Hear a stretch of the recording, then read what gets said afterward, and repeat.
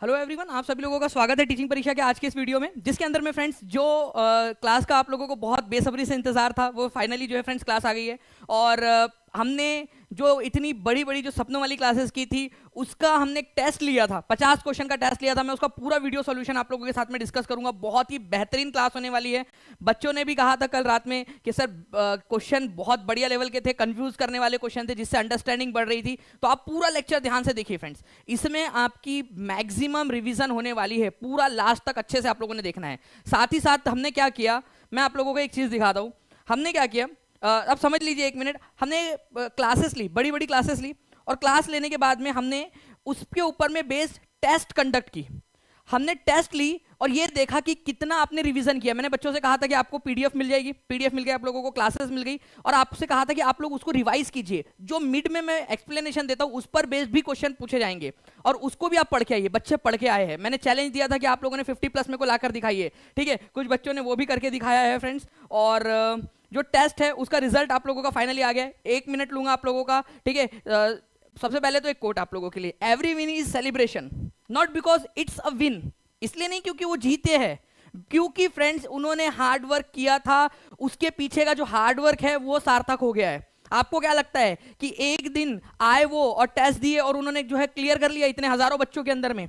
नहीं फ्रेंड्स, इसके पीछे उनका वो जो हार्ड वर्क था, एक एक पॉइंट जो मैंने उनसे कहा था कि एक एक क्लास को 3-3 4-4 बार रिवाइज करो, पीडीएफ को बार बार पढ़ो, जो टेस्ट प्रोवाइड किए उसको बार बार करो, वो किया उन्होंने। तो every win is not a celebration, every win is a celebration not because it's a win but because all the hard work that behind it, ठीक है। ये याद रखना है। और फाइनली आप लोगों का रिजल्ट आप लोगों के सामने है, ठीक है। जितने भी बच्चे हैं उन लोगों का रिजल्ट आप लोगों के सामने। सबसे पहले जो है फ्रेंड्स यहाँ पर में श्वेता कुमारी जी है, कॉन्ग्रेचुलेशन, कंप्यूटर जनरेटेड रिजल्ट है आप लोगों का ये, ठीक है। और 11:40 का समय दिया था, 11:40 पर हमने लीडर बोर्ड को कैप्चर कर लिया था, ठीक है। तो सबसे पहले यहाँ पर में आपके श्वेता कुमारी जी, आपको बहुत सारी शुभकामनाएं। उसके बाद में जो है फ्रेंड्स अगर मैं बात करूं, अलीम जी है, ठीक है। एमडी शाहनवाज आलम, आभा, उमर, मानसवी भट्ट का हम लोगों ने ढूंढा, वो DSSS भी बैच की है लेकिन उन्होंने बीपीएससी वाले के अंदर में जाके टॉप के अंदर में आ गई है। कॉन्ग्रेचुलेशन आपको। ज्योति जी, आपको ढूंढने में बहुत मेहनत लगी है, ठीक है, तो आपको भी कॉन्ग्रेचुलेशन। गोपाल कृष्ण, सौरभ सिंह, ठीक है, मुस्तकीन आलम, आपको भी कॉन्ग्रेचुलेशंस। और यहाँ पर में सौरभ सिंह, मुस्तकीशान आलम, चलो ये तो वो वाले आ गए हैं यहाँ पर में, ठीक है। उसके बाद में विनय यादव, रिधि मल्होत्रा, मोनिका कुमारी जी, आपको भी बहुत सारी शुभकामनाएं। तो ये सारे के सारे बच्चे जिनका यहाँ पर में जिन्होंने टॉप किया है उन लोगों को बहुत सारी शुभकामनाएं आप लोगों को। और मैंने कहा था कि आप लोगों को चैलेंज कि कितने बच्चे जो 50 आउट ऑफ 50 ला सकते हैं, तो इनमें 3 बच्चे हमें मिले जिन्होंने 50 आउट ऑफ 50 लाया है। उन लोगों की भी बहुत सारी शुभकामनाएं, बहुत बहुत सारी शुभकामनाएं आप सभी लोगों को। चलिए पहले क्वेश्चन की तरफ में हम लोग आगे बढ़ते हैं फ्रेंड, जल्दी से हमारे क्वेश्चन की तरफ में। पहला क्वेश्चन,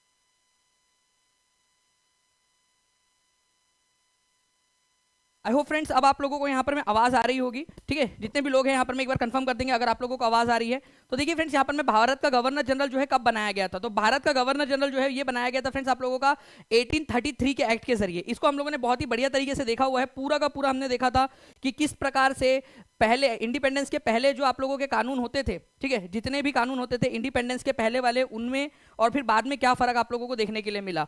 तो इंडिपेंडेंस के पहले जो कानून थे आप लोगों के फ्रेंड्स, उसके अंदर में आपको याद रखना है कि 1773 का जो कानून था आप लोगों का, रेगुलेटिंग एक्ट ऑफ 1773, इसके जरिए, रेगुलेटिंग एक्ट के जरिए जो है गवर्नर जनरल की पोस्ट को गवर्नर जनरल ऑफ बंगाल किया गया था। और 1833 की पोस्ट के तहत जो है फ्रेंड्स, इसके एक्ट के तहत गवर्नर जनरल ऑफ बंगाल की पोस्ट को गवर्नर जनरल ऑफ इंडिया कर दिया गया था, ठीक है। तो लॉर्ड विलियम बेंटिक हमारे भारत के पहले गवर्नर जनरल बने थे। This is the correct answer. ठीक है, कितने लोगों ने सही लगाया था आंसर वो बता देंगे यहां पर में। नेक्स्ट क्वेश्चन, ठीक है, आरओ एग्जाम में आपके पढ़ाए हुए सेम क्वेश्चन छपे थे, बाबुल त्रिपाठी बोल रहे। जी बिल्कुल, मैंने अभी आरओ वाला पेपर जो है मेरे पास में भी आया है और हमने देखा कि ऑप्शन एलिमिनेशन की निंजा टेक्निक तो बिल्कुल आप लोगों का एग्जाम क्लियर करवाने वाली थी। भारतीय संविधान में राज्य के नीति निर्देशक सिद्धांत किस देश के संविधान से लिए गए हैं, बताइए। डीपीएसपी को कौन से देश के संविधान से लिया गया है, ये आप लोगों ने बताना है। DPSP, directive principle of state policy, इसको लिया गया है फ्रेंड्स आप लोगों का, ठीक है। डीपीएसपी जल्दी बताइए, डीपीएसपी को लिया गया है आप लोगों का आयरलैंड के संविधान से। आयरलैंड, आयरलैंड ऑप्शन में दिया है क्या, नहीं दिया है। आंसर क्या होगा आप लोगों का, आंसर होगा आप लोगों का नन ऑफ दी अबव। देखो कंफ्यूजिंग क्वेश्चन आप लोगों के लिए दिया था, काफी सारे बच्चों ने आंसर लगा दिए होंगे। ठीक है, आंसर आपका आयरलैंड होना चाहिए, आयरलैंड, इसी वजह से answer is none of the above. तो कंफ्यूजिंग क्वेश्चन दिए हुए थे आपको। और मैं आपको बता दूं फ्रेंड्स, आने वाली जो सपनों वाली क्लास है आप लोगों की, 4 के बाद में हर 5वीं क्लास आपकी सपनों वाली क्लास की टेस्ट होंगी। ठीक है, तो अब वापस से आप लोगों ने जो आने वाली क्लासेस है जो आज से होंगी आप लोगों की, उसको अच्छे से देखना है आपने, और उसके बाद में फिर से, ठीक है, कोशिश करनी है कि आप टॉप 10 के अंदर में आ जाओ करके।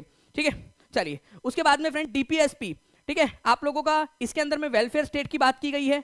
वेलफेयर स्टेट की, कल्याणकारी राज्य बनाने की बात की गई है कि हमारा देश जो है वो कल्याणकारी राज्य रहेगा। राज्य में सामाजिक और आर्थिक लोकतंत्र को बढ़ावा देना इसका मेन मकसद है डीपीएसपी का, और आयरलैंड के संविधान से इसको लिया गया है। कहां से कौन कौन सी चीजें ली गई है ये भी आप देख सकते हो, पूरी की पूरी लिस्ट आप लोगों को आपके एक्सप्लेनेशन के अंदर में भी दी गई है टेस्ट के।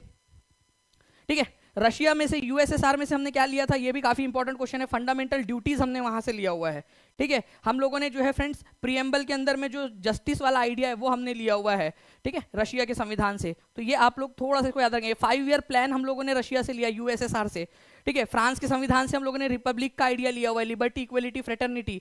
ठीक है, स्वतंत्रता, समानता और बंधुत्वता का आइडिया जो है हमने फ्रांसीसी क्रांति से लिया था। स्वतंत्र भारत के गवर्नर जनरल कौन थे, इस क्वेश्चन का आंसर जिसने लगा डाला उसकी लाइफ झिंगा लाला। मान जाएंगे कि उस बच्चे ने सही में अच्छे से पढ़ा है। ये क्वेश्चन का आंसर आप लोग करिए जल्दी से, जल्दी जल्दी बताइए इस पर्टिकुलर क्वेश्चन का आंसर क्या होने वाला है।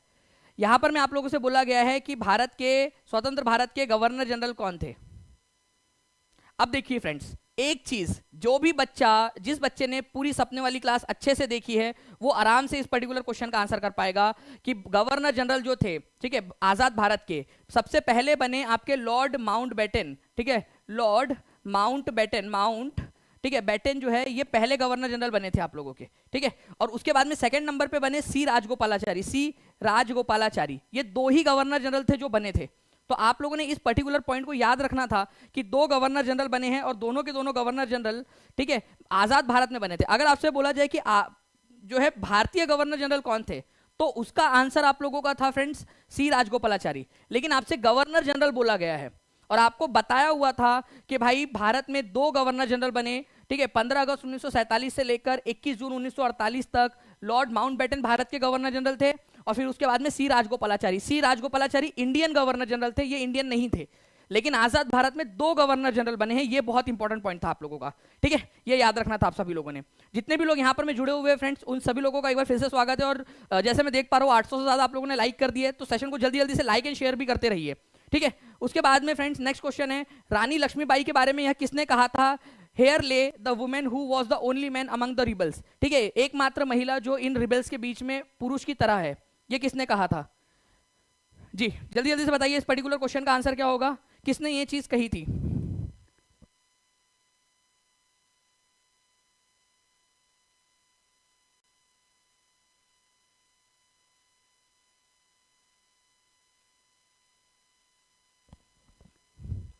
रानी लक्ष्मीबाई के बारे में यह किसने कहा था कि हेयर ले the women who was the only man among the rebels.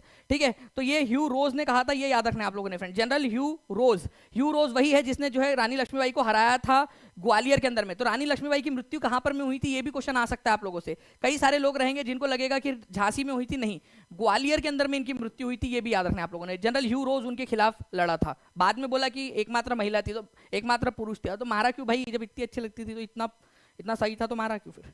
ठीक है, तो जनरल ह्यू रोज जो है उन्होंने रानी लक्ष्मीबाई के खिलाफ युद्ध में ब्रिटिश सेनाओं का नेतृत्व किया था और उनकी मृत्यु पर कहा था कि ये एकमात्र महिला है जो पुरुष की तरह थी।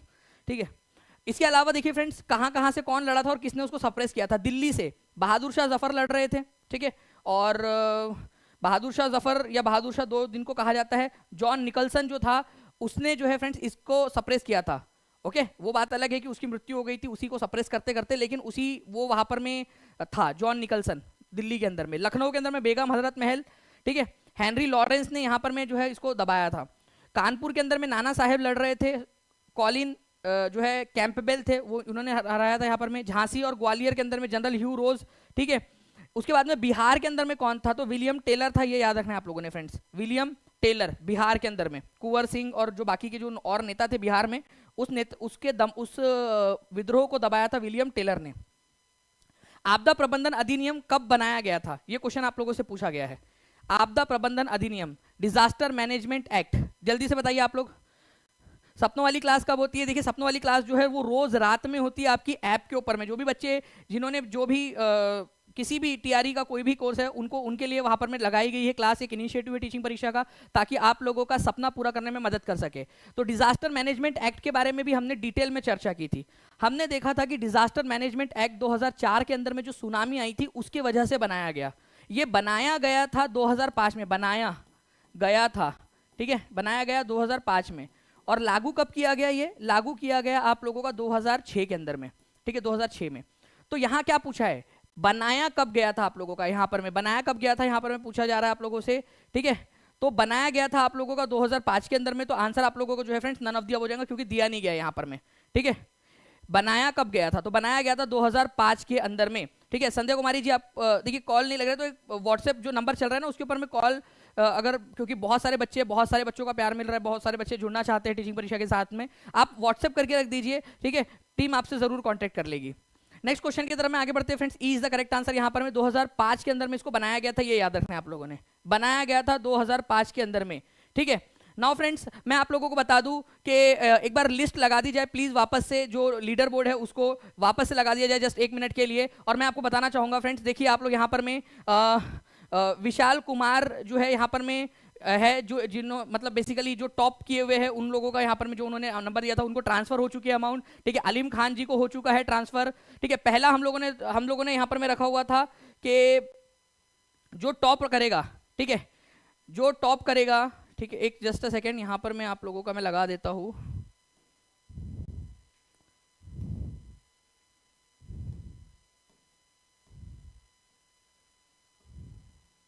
ठीक है, जो टॉप करेगा, श्वेता कुमारी जी ने टॉप किया है, उनको जो है हम 1500 रुपए का जो है इनाम देंगे। लेकिन मैंने टारगेट दिया था कि जो 50 में से 50 अगर लेकर आ पाए, 50 में से 50, तो उनको 500 रुपीज जो है वो एक्स्ट्रा दिए जाएंगे, 500 रुपीज। तो टोटल जो है उनको 2000 रुपए का इनाम मिला है, ठीक है। और ये 2000 रुपए कोई मैटर नहीं करते, मैटर ये करता है कि उनके लिए एक मोटिवेशन रहा और उन्होंने मोटिवेशन के साथ में आगे बढ़े। यहाँ पर में अलीम जो है उनको मिला है, अलीम को ढूंढने में बड़ी मेहनत लग गई है, इतने सारे अलीम नाम के हैं, ठीक है। तो उसके बाद में जो यहाँ पर में इनके लिए 1000 रुपए का था फ्रेंड्स, और मैंने कहा था कि जो भी अगर 50 आउट ऑफ 50 जो लेकर आएंगे उसको 500 रुपीज एक्स्ट्रा मिलेंगे, ठीक है। तो इनको भी ट्रांसफर हो चुका है। मोहम्मद शाहनवाज आलम जी, इसको भी हो चुका है। आबा जी यहाँ पर में उमर है, मानसवी भट्ट है, मानसवी भट्ट जो है DSSS भी बैच की है, लेकिन फिर भी बिहार के अंदर में उन्होंने टॉप किया है, तो बहुत अच्छी बात है, मतलब वो पूरी सपनों वाली क्लास देख रही है। उसके बाद में जो बाकी बच्चे हैं फ्रेंड्स उन लोगों को भी ट्रांसफर हो चुके हैं अमाउंट, आप देख सकते हो यहाँ पर में सारे के सारे यूपीआईज आप लोगों के हैं। मानसवी भट्ट ये है वो, ठीक है, ज्योति कुमारी जी है, सौरभ कुमार है। तो जितने भी बच्चे जिन लोगों का नंबर मिल चुका है, जिनका स्विच ऑफ आ रहा था, प्लीज ठीक है नंबर को स्विच ऑफ ना रखो अपना, ठीक है। चलिए, स्वतंत्र पार्टी की स्थापना किसने और किस वर्ष की थी?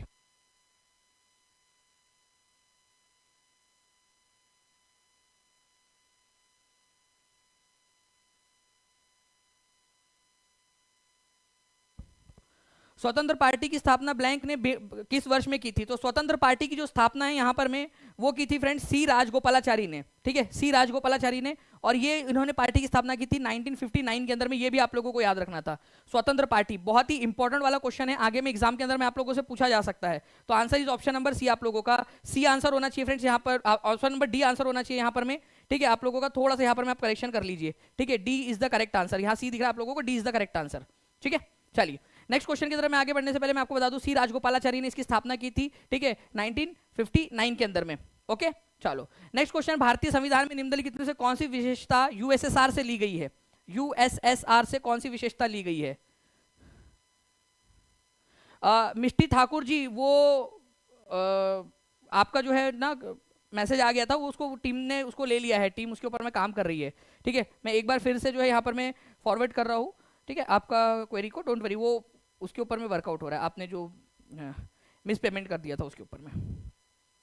ठीक है, चलिए। तो फ्रेंड्स यहाँ पर मैं सोवियत सोशलिस्ट रिपब्लिकन संघ जो है उससे लिया गया है। 5 ईयर प्लान यूएसएसआर से लिया गया है, यूएसएसआर बोलो या रशिया बोलो। ठीक है, फंडामेंटल ड्यूटी आप लोगों की यूएसएसआर से ली गई है। संवर्ती सूची ऑस्ट्रेलिया से ली गई है। ये बार बार आप लोगों को जो है आप लोगों को पढ़ाया है सपनों वाली क्लास में। फंडामेंटल राइट जो है वो यूएसए से लिए गए हैं। तो यूएसएसआर से 5 ईयर प्लान और फंडामेंटल ड्यूटीज ली गई है। आंसर आप लोगों का जो है फ्रेंड्स हो जाएगा मोर than one of the above. ठीक है, more than one of the above आप लोगों का आंसर हो जाएगा। कितने लोगों ने सही लगाया था मोर than one of the above answer, ये बता देंगे जल्दी जल्दी से।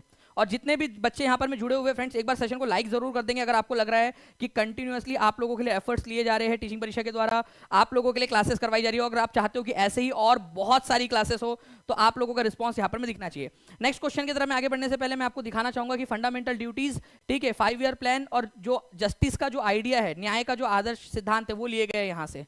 ठीक है, ऑस्ट्रेलिया से कॉन्करेंट लिस्ट ली गई थी, बहुत ही फेमस क्वेश्चन है आप लोगों का। जॉइंट सिटिंग का कंसेप्ट जो आर्टिकल नंबर 108 में, वो कहां से लिया गया है, तो ये यहां से लिया गया है आप लोगों का। नाउ फ्रेंड नेक्स्ट क्वेश्चन है आपका, इसको भी देखिए और इसका आंसर कीजिए आप सभी लोग जल्दी जल्दी से। ठीक है, आंसर कीजिए इस पर्टिकुलर क्वेश्चन का जल्दी से।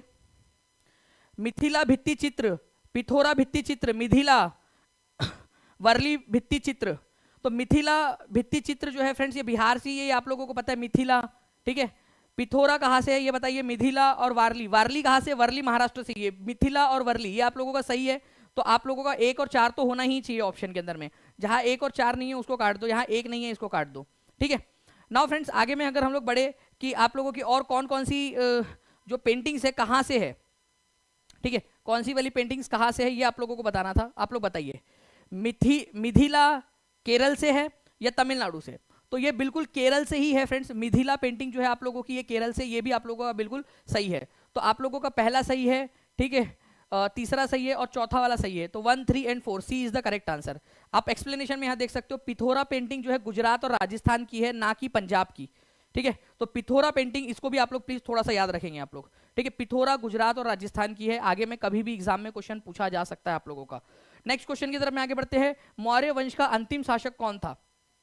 ये पूरा डिटेल एक्सप्लेनेशन आपको सपनों वाली क्लास के अंदर में दिया हुआ है। ये वीडियो सॉल्यूशन है आप लोगों का उसका, ताकि आप लोग अच्छे से देख सके कि किस प्रकार से आंसर जो है आप लोगों के लगाने थे आप लोगों ने। ठीक है, जितना आप लोगों का रिस्पॉन्स रहेगा उतने ज्यादा और ज्यादा क्लासेस में यहाँ पर मैं लूंगा आप लोगों की।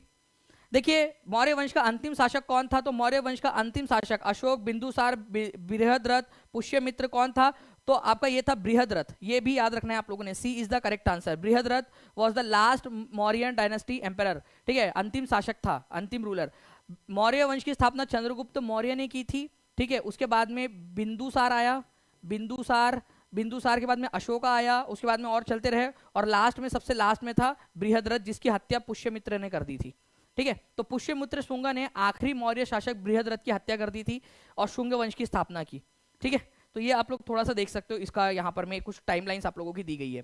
ठीक है, चंद्रगुप्त मौर्य ने इसकी स्थापना की थी। कौन सी पर्वत श्रृंखला सिंधु गंगा के मैदान को दक्कन के पठार से अलग करती है, तो कौन सी पर्वत श्रृंखला सिंधु गंगा के मैदान को दक्कन के पठार से अलग करती है। तो आप इस पर्टिकुलर पॉइंट को इस तरीके से समझिए, ये है आप लोगों का गंगा का मैदानी इलाका और यहाँ पर में है ये दक्कन का पठार। तो यहाँ पर में आप लोगों की एक पर्वत श्रृंखला है जिसको आप लोग क्या कहते हो आप लोग, ठीक है, आप लोगों की कौन सी पर्वत श्रृंखला है यहाँ पर में, ये विंध्या है आप लोगों की, विंध्या पर्वत श्रृंखला। विंध्या, यहाँ पर विंध्यांचल है ना, गंगा का मैदानी इलाका, और यहाँ पर में दक्कन का पठार, दोनों के बीच में है विंध्या पर्वत श्रृंखला। तो answer is option number C. ठीक है, यहाँ पर में आप देख सकते हैं ये पूरा का पूरा गंगा और सिंधु का मैदानी इलाका, ये दक्कन का पठार, यहाँ पर में बीच में विंध्या पहाड़ियों की श्रृंखला जो अलग करती है। नेक्स्ट क्वेश्चन की तरफ में आगे बढ़ते हैं फ्रेंड्स आप लोगों के। देखिए, सबसे पहली बात तो एक विंध्या रेंज की सबसे ऊपरी जो है ना जो चोटी है उसको सद्भावना शिखर या गुडविल पीक के नाम से जाना जाता है। विंध्या हिल्स की सबसे ऊंची चोटी को सद्भावना शिखर या फिर गुडविल पीक के नाम से। नाउ फ्रेंड्स, हिमालय जो है आप लोगों को पता ही है, यहाँ इस तरीके से जो है नॉर्थ ईस्ट वाले इलाके के अंदर में आप लोगों का 3 रेंजेस के अंदर में फैला हुआ है। तीनों रेंज, इसके ऊपर में भी क्वेश्चन आप लोगों का बना हुआ था। ठीक है, वेस्टर्न घाट जो है आप लोगों का वेस्ट दक्कन के पठार के वेस्टर्न इलाके के अंदर में आपका, ठीक है, और ईस्टर्न घाट आप लोगों को जो है ईस्ट दक्कन के पठार की ईस्ट वाले क्षेत्र के अंदर में आप लोगों को मिलेगा। अरावली ये यहाँ पर में सबसे पुराने वाली है, हमारी सबसे ओल्डेस्ट फोल्ड माउंटेन है इंडिया की, सबसे पुरानी पर्वत श्रृंखला। ये क्वेश्चन भी करवाया है कि सबसे पुरानी पर्वत श्रृंखला कौन सी है भारत की, वो है अरावली। निम्नलिखित में से किस शब्द का प्रयोग क्रमशः पुराने और नए जलोढ़ की पहचान करने के लिए किया जाता है? ठीक है, नई जलोढ़ मिट्टी और पुरानी जलोढ़ मिट्टी जो है उसको करने के लिए किसका इस्तेमाल किया जाता है, शब्द का इस्तेमाल किया जाता है आप लोगों का? तो आपका इस्तेमाल किया जाता है खादर और बांगर का। हुआ यूं है फ्रेंड्स के आपको पता है कि जब नदी जो है बहती है और ऊपर से पहाड़ों पे से आती है तो अपने साथ में बहुत सारा सिल्ट वगैरह और जो है बहुत सारी चीज़ों को उखाड़ कर लेकर आती है। जब बाढ़ का पानी इधर उधर जाता है तो अपने साथ में बाढ़ के पानी के साथ में उनको बिछा देती है। ये जो मिट्टी बनती है इसको कहा जाता है जलोढ़ मिट्टी, बाढ़ के पानी के कारण जो मिट्टी बनती है। उनके एज के अनुसार उसको खादर और बांगर के अंदर में बांटा जा सकता है, खादर और बांगर। बांगर जो है फ्रेंड्स ये आपकी सबसे पुरानी वाली मिट्टी है और खादर जो है आप लोगों की न्यू वाली मिट्टी है। बांगर भंगार आप बोल सकते हो पुराना वाला और खादर जो है नया वाला, इस तरीके से याद रख सकते हो आप लोग। आंसर आप लोगों का ऑप्शन नंबर सी हो जाएगा। तो जो जलोढ़ मिट्टी है, जलोढ़, ठीक है, या जिसको आप एलुवियल सॉइल बोल सकते हो, एलुवियल, ऊपर का जो गंगा का मैदानी इलाका है वो एलुवियल सॉइल से बना हुआ है। पुराने वाले इलाके, पुरानी वाली मिट्टी जो ओल्ड मिट्टी है उसको आप बांगर के नाम से जानते हो, ठीक है। और जो न्यू वाली मिट्टी है जो अभी अभी बनी है कुछ हजार साल पहले, उसको खादर के नाम से जानते हो, खादर। इसमें से बताइए कि ज्यादा उपजाऊ कौन सी होंगी? वैसे तो एलुवियल सॉइल अपने आप में उपजाऊ मिट्टी होती है, इन दोनों में से ज्यादा उपजाऊ कौन सी होंगी आप लोग कमेंट करके बताओ, ठीक है। तो यहां पर मैं आप लोग देख सकते हो फ्रेंड्स कि जो ओल्ड वाली है, ऑब्वियस ही बात है कि ये पुरानी हो चुकी है, इसके ऊपर में बार बार खेती हो चुकी होंगी, उसकी उर्वरकता कम हो चुकी होंगी। इसके अंदर में जो है वो आप लोगों को कंकर मिलते हैं, कंकड़, जिस वजह से इसकी उपजाऊता और कम हो जाती है, कंकड़। तो कंकर किस में मिलते हैं आप लोगों को? तो बांगर में मिलते हैं। और खादर के अंदर में आप लोगों को जो है फ्रेंड्स महीन मिट्टी मिलती है आपकी, तो खादर मिट्टी ज्यादा उपजाऊ होती है एज कंपेयर टू बांगर, ठीक है। 2000 प्लस बच्चे यहाँ पर मैं जुड़ चुके हैं फ्रेंड्स। ऐसे ही आप लोग लाइक एंड शेयर करते रहेंगे, मैं आप लोगों को और भी ज्यादा क्वेश्चंस यहाँ पर मैं करवाता रहूंगा। तो गंगा के मैदानी इलाके के अंदर में ये सारी चीजें आपको मिलती है। 9 दिसंबर 1900, इसको पूरा डिटेल में हमने पढ़ा है, ये मैं आपको जस्ट वीडियो एक्सप्लेनेशन दे रहा हूँ। इसको सप्तम वाली क्लास में पूरा एक एक पॉइंट हमने डिटेल के अंदर में पढ़ा हुआ है इसको। 9 दिसंबर 1946 को संविधान सभा के प्रथम सत्र की अध्यक्षता किसने की थी? ठीक है, तो पहला सेशन कब हुआ था आपका संविधान सभा का? ये हुआ था आपका, ठीक है, 9 दिसंबर 1946 को। एक नंबर का क्वेश्चन यहाँ बन गया आप लोगों का। इसके प्रथम सत्र की अध्यक्षता किसने की थी? राजेंद्र प्रसाद ने, गोविंद वल्लभ पंत, शरद चंद्र बोस, सच्चिदानंद सिन्हा। तो आंसर आपका होगा ऑप्शन नंबर डी, सच्चिदानंद सिन्हा ने, ठीक है। तो 9 तारीख से लेकर 9 से लेकर 11 दिसंबर तक, 9 से 11 दिसंबर 1946 तक ये अध्यक्ष थे, ठीक है। ये भी याद रखना है आप सभी लोगों ने। Answer is option number D. उसके बाद में जो है फ्रेंड्स 11 दिसंबर को, ठीक है, 11 दिसंबर जो है उस दिन आपका जो राजेंद्र प्रसाद थे उनको परमानेंट अध्यक्ष जो है वो चुन लिया गया था। ये भी आप लोग याद रख सकते हो, परमानेंट अध्यक्ष चुन लिया गया था, ठीक है। तो अस्थायी अध्यक्षता किसने की थी? सच्चिदानंद सिन्हा ने की थी। दूसरी बैठक हुई थी आप लोगों की 11 दिसंबर 1946 को, और राजेंद्र प्रसाद जो है आप लोगों के संविधान सभा के अध्यक्ष चुन लिए गए थे। नाउ फ्रेंड्स अब आगे वाले एग्जाम के लिए बहुत इंपॉर्टेंट है आप लोगों का कि उपाध्यक्ष कौन थे? HC मुखर्जी, ठीक है। वाइस प्रेसिडेंट कौन थे संविधान सभा के? ये लिखिए आप सभी लोग, जितने भी लोग देख रहे हैं सभी लोग जल्दी जल्दी से लिखिए, ठीक है। HC मुखर्जी संविधान सभा के उपाध्यक्ष HC मुखर्जी थे, और एक उपाध्यक्ष बाद में और बनाए गए, VT कृष्णमाचारी। HC मुखर्जी और VT कृष्णमाचारी, ये याद रखना आप लोगों ने, ये उपाध्यक्ष थे। BN राव संविधान सभा के एडवाइजर, NCERT में भी दिया हुआ है, BN राव संविधान सभा के एडवाइजर। लक्ष्मीकांत में से एक पॉइंट निकाल के लाया आपके लिए, सेक्रेटरी जो थे कॉन्स्टिट्यूएंट असेंबली के सचिव HVR अयंगर, ठीक है, HVR अयंगर। जो पढ़ा है उसको जल्दी से रिवाइज कर ले 1 मिनट के अंदर में। सभी लोग रेडी है, मेरे साथ साथ में करोगे? चलो, टेम्पररी अध्यक्ष कौन थे? टेम्पररी अध्यक्ष कौन थे? आप लोग आंसर करेंगे। परमानेंट अध्यक्ष कौन थे? परमानेंट अध्यक्ष, ठीक है। स्थायी अध्यक्ष आप लोग आंसर करेंगे जल्दी जल्दी से, मेरे साथ साथ में रिवाइज करना है सभी लोगों ने। उपाध्यक्ष, उपाध्यक्ष, ठीक है। उपाध्यक्ष कौन थे? 2 थे, ठीक है। एक आप लोग बताएंगे, दूसरा वाला भी बताएंगे आप सभी लोग कौन से थे। एक बार ट्राई तो करो आप लोग, जो आता है यहाँ पर मैं याद करो, ठीक है। एडवाइजर कौन थे? एडवाइजर, ठीक है, एडवाइजर कौन थे? ठीक है, सलाहकार, आंसर कीजिए जल्दी से। और फ्रेंड्स आप लोगों ने याद रखना है यहाँ पर में, ठीक है, इनका कि सचिव कौन थे यहाँ पर में? सेक्रेटरी, यहाँ सचिव, ठीक है, सचिव या सेक्रेटरी कौन थे ये आप लोगों ने याद रखना है, ठीक है। मैं थोड़ा इसको एक बार पीछे करके आगे कर लेता हूँ ताकि ये मिटे ना, अदरवाइज वो मिट जाएगा आप लोगों का, ठीक है। तो इसको थोड़ा सा याद रखेंगे। टेम्पररी अध्यक्ष कौन थे आप लोगों के? ठीक है, ये थे सच्चिदानंद सिन्हा, सच्चिदानंद सिन्हा, ठीक है, सच्चिदानंद सिन्हा। परमानेंट अध्यक्ष थे राजेंद्र प्रसाद, राजेंद्र प्रसाद, ठीक है। उपाध्यक्ष कौन थे? ठीक है, HC मुखर्जी, HC मुखर्जी। उसके बाद में HC मुखर्जी के बाद में थे VT कृष्णमाचारी, VT कृष्णमाचारी, कृष्णमाचारी, ठीक है, वीटी कृष्णमाचारी। एडवाइजर कौन थे यहाँ पर में? BN राव। सभी लोग लिखेंगे, एक एक बच्चा लिखेगा यहाँ पर में, कमेंट के अंदर में आना चाहिए, तभी मुझे समझेगा कि आप लोग पढ़ना चाहते हो, ठीक है, और आप लोगों के लिए और ज्यादा से ज्यादा क्लासेस ली जाए। BN राव, ठीक है। उसके बाद में सचिव कौन थे? IVR अय्यंगर, ये याद रखेंगे आप सभी लोग, अय्यंगर साहब थे, ये इंपॉर्टेंट है, याद रखना आप सभी लोगों ने, IVR अय्यंगर, ठीक है, अय्यंगर साहब थे, ओके। तो अय्यंगर, ठीक है। चलिए, तो हम लोगों ने ये सारी चीजें कर ली। यहाँ पर पृथक निर्वाचक प्रणाली किस अधिनियम में शुरू की गई थी? Separate electorate system. Separate electorate system किस समय में शुरू किया गया था, ये आप लोगों को बताना है। पृथक निर्वाचक प्रणाली किस अधिनियम में शुरू की गई थी? तो हुआ यूं था फ्रेंड्स, 1909 के कानून के तहत, जिसको आप लोग Indian council act, Indian council act के नाम से भी जानते हो, 1909 का, इसको मॉर्ले मिंटो रिफॉर्म्स भी कहा जाता है। लॉर्ड मॉर्ले और लॉर्ड मिंटो ने इसको मिलकर बनाया था। लॉर्ड मॉर्ले भारत के secretary of state for India थे, भारत के मामलों के सचिव, और लॉर्ड मिंटो भारत के वायसराय थे। तो इस समय काल के अंदर में इसको बनाया गया था, और इस समय में जो मुस्लिम्स थे उनको सेपरेट इलेक्टोरेट दिया गया था पहली बार, मुस्लिम्स को। तो रेगुलेटिंग इंडियन काउंसिल एक्ट बोलो या फिर भारत सरकार अधिनियम 1909 आप लोगों का, इसके अंदर में अलग निर्वाचक मंडल या सेपरेट इलेक्टोरेट दिया गया था। तो आंसर आप लोगों का ऑप्शन नंबर डी हो जाएगा, ठीक है, ये याद रख सकते हो आप सभी लोग। 2100 से ज्यादा लोग देख रहे हैं, जल्दी जल्दी से लाइक एंड शेयर करते रहेंगे फ्रेंड्स, अगर आप चाहते हो कि इसी तरीके से ज्यादा सेशंस आप लोगों के होते रहे। How many subjects were placed under the administrative control of panchayat? Panchayati Raj के अंदर में 11वीं अनुसूची के द्वारा कितने विषयों को पंचायतों के प्रशासनिक नियंत्रण में रखा गया था?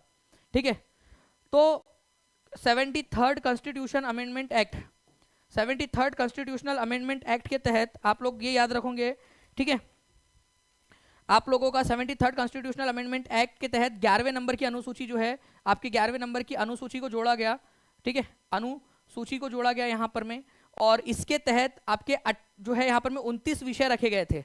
ऑप्शन में कहीं पे भी नहीं है आप लोगों का 29 विषय, तो answer none of the above हो जाएगा। 29 विषय होने चाहिए थे आप लोगों के, ये याद रखेंगे आप सभी लोग, 29 विषय, ठीक है। तो आंसर आप लोगों का यहाँ पर में हो जाएगा ऑप्शन नंबर ई, ठीक है, 29। तो प्लीज इसको याद रखिए आप लोग, 11वीं अनुसूची जो है आप लोगों की, इसके तहत 29 विषय पंचायतों को दिए गए। इसके अंदर में आ जाता है आप लोगों का फ्रेंड्स, आप लोगों का साफ सफाई का काम, स्कूल कहाँ बनेंगे, बाजार कहाँ लगेंगे, शमशान घाट कहाँ बनेगा, ये सारी की सारी चीजें इसके अंदर में आ जाती है इन 29 विषयों के अंदर में, ठीक है। वास्को डी गामा 1498 में कालीकट के किस हिंदू शासक के शासनकाल में पहुंचा था?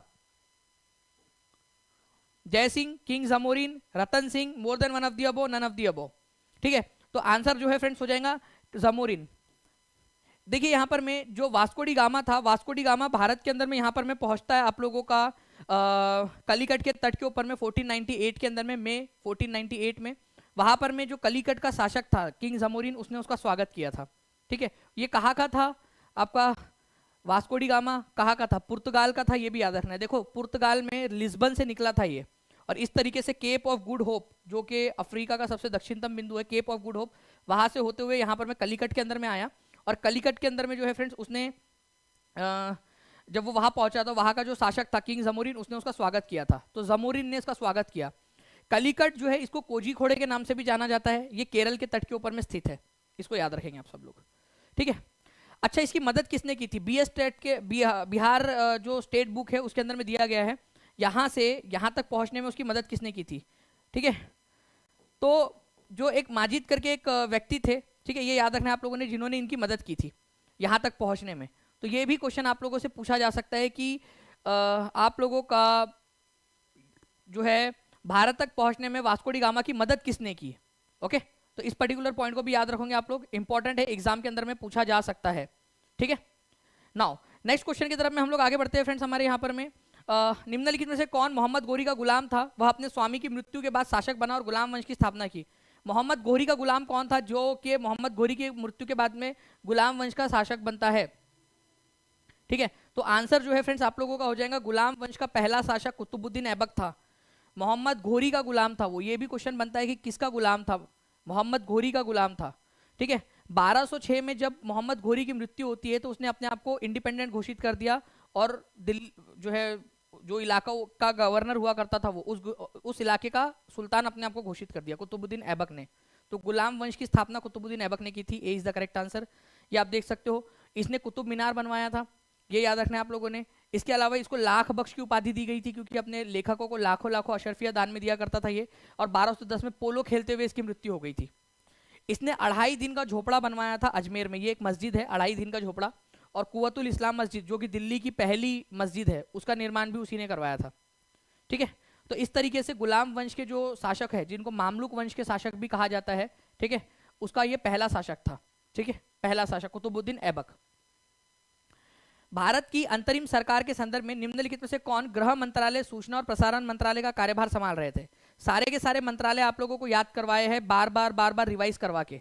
तो बताइए जल्दी से कि जो है सूचना एवं प्रसारण मंत्रालय का कार्यभार कौन संभाल रहा था?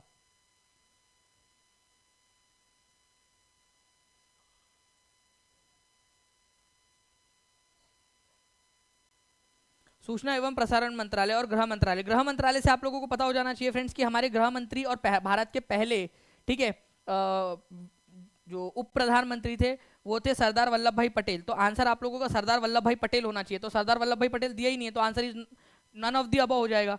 ठीक है, तो गृह मंत्रालय और सूचना एवं प्रसारण मंत्रालय सरदार वल्लभ भाई पटेल ने। इसी वजह से जो है फ्रेंड्स मैंने चैलेंज दिया था।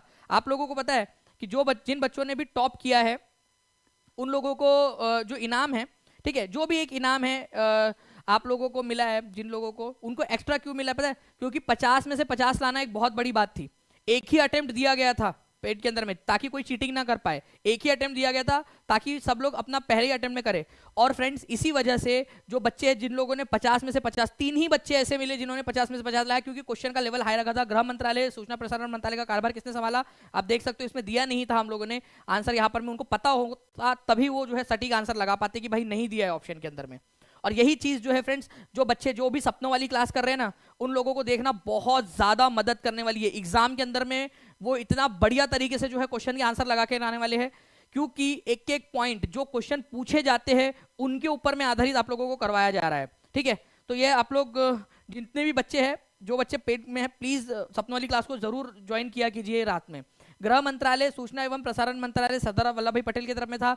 रक्षा मंत्रालय बलदेव सिंह, खाद्य एवं आपूर्ति मंत्री या उद्योग मंत्री जो है आप लोगों के उद्योग एवं आपूर्ति मंत्री जॉन मथाई थे। खाद्य एवं कृषि विभाग, खाद्य खाना, ठीक है, जो था आप लोगों का फूड जो है वो प्रसाद की तरह होता है, तो राजेंद्र प्रसाद। अच्छा, स्वास्थ्य, अगर आपको स्वस्थ रहना है तो अमृत लेना पड़ेगा आपको, तो राजकुमारी अमृत कौर। भारत की पहली महिला मंत्री राजकुमारी अमृत कौर थी, ये क्वेश्चन आया था एग्जाम में। भारत की स्वास्थ्य मंत्री कौन थी पहली आजाद भारत की? राजकुमारी अमृत कौर, ये भी क्वेश्चन आया था एग्जाम के अंदर में। ठीक है, रक्षा मंत्री वाला क्वेश्चन आगे में बन सकता है, सरदार बलदेव सिंह। रक्षा करने के लिए बल की जरूरत होती है, तो सरदार बलदेव सिंह। ठीक है, ये भी याद रख सकते हो। उद्योग एवं आपूर्ति मंत्री जॉन मथाई, ऐसे याद रखना था आप लोगों ने। श्रम मंत्री, लेबर, क्या ट्रिक बताई थी इसको मैंने आप लोगों को श्रम मंत्री की? आप लोगों से कहा था कि भाई बेचारे बाबू जगजीवन राम, ऐसा ही लग रहा है ना कि श्रम करके आए, कितना जो है मेहनत करके श्रम करके वो यहां तक पहुंचे हैं। तो बाबू जगजीवन राम श्रम मंत्री थे, ये याद रखेंगे आप लोग।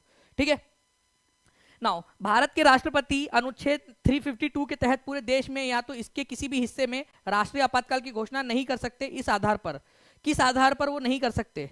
ठीक है, देखिए, अगर मान लो किसी हमारे भारत के अंदर में युद्ध हो जाए, कोई युद्ध कर दे, तो ऑब्वियस ही बात है उसके आधार पे हम लोग जो है क्या कर सकते हैं फ्रेंड्स? इसके आधार पर हम लोग नेशनल इमरजेंसी की घोषणा कर सकते हैं युद्ध के आधार पर। एक्सटर्नल एग्रेशन मतलब कोई बाहर का देश हमारे ऊपर में हमला कर दे, युद्ध हो जाए या हमला कर दे, एक ही बात है वो, तो इसके ऊपर में आधार पर कर सकते हैं।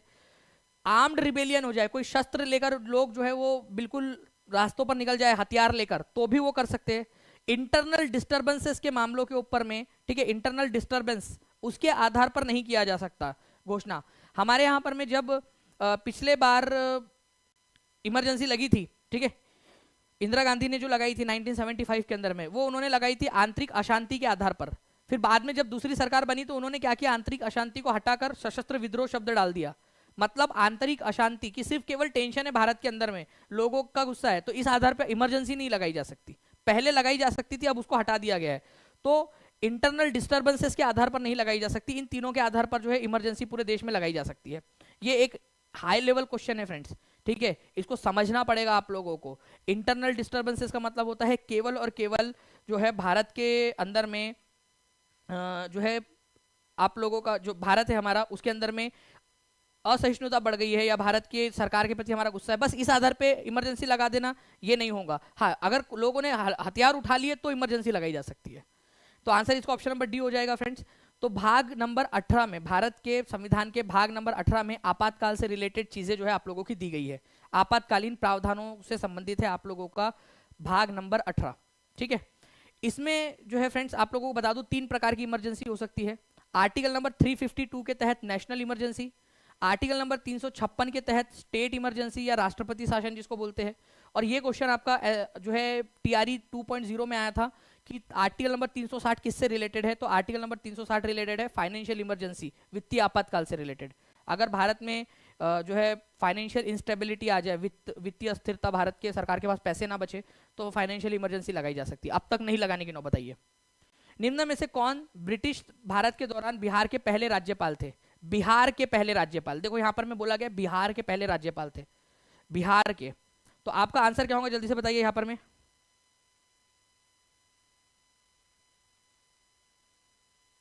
जल्दी जल्दी से बताइए आप लोग यहां पर में, ठीक है। तो इस पर्टिकुलर इसको देखिए आप लोग, बिहार के पहले राज्यपाल, ठीक है, गैर्नियर हैटन, डेविड सिफ्टन, ठीक है, ह्यू डाउ, ठीक है, और या फिर वही आप लोगों का more than one of the above, none of the above. तो आंसर होगा सिफ्टन। हुआ क्या था फ्रेंड्स, आप लोगों का जो 1912 में राज्य बना था ना, उसका नाम था बिहार एंड उड़ीसा, ठीक है। 1936 के अंदर में आप लोगों का बिहार राज्य बना और उड़ीसा राज्य बना। तो बिहार राज्य बना ही 1936 में। जो लोग 1912 बोलते हैं ना, एक्चुअली में बिहार एंड उड़ीसा राज्य था, वो बार बार बताया आपको, उसके ऊपर में बेस्ट क्वेश्चन भी कराया है। तो 1936 के अंदर में पहली बार आपके, ठीक है, जो गवर्नर जनरल बने थे, आपके गवर्नर बने थे बिहार के, वो थे जेम्स डेविड सिफ्टन। 1936 में बने थे 1 अप्रैल को, क्योंकि बिहार ही बना 1936 में 1 अप्रैल को। तो ये कंसेप्ट आपको समझना पड़ेगा, ये बताया है आप लोगों को क्यों 1936, क्योंकि जो बना था 1912 में वो बिहार एंड उड़ीसा प्रांत था आपका।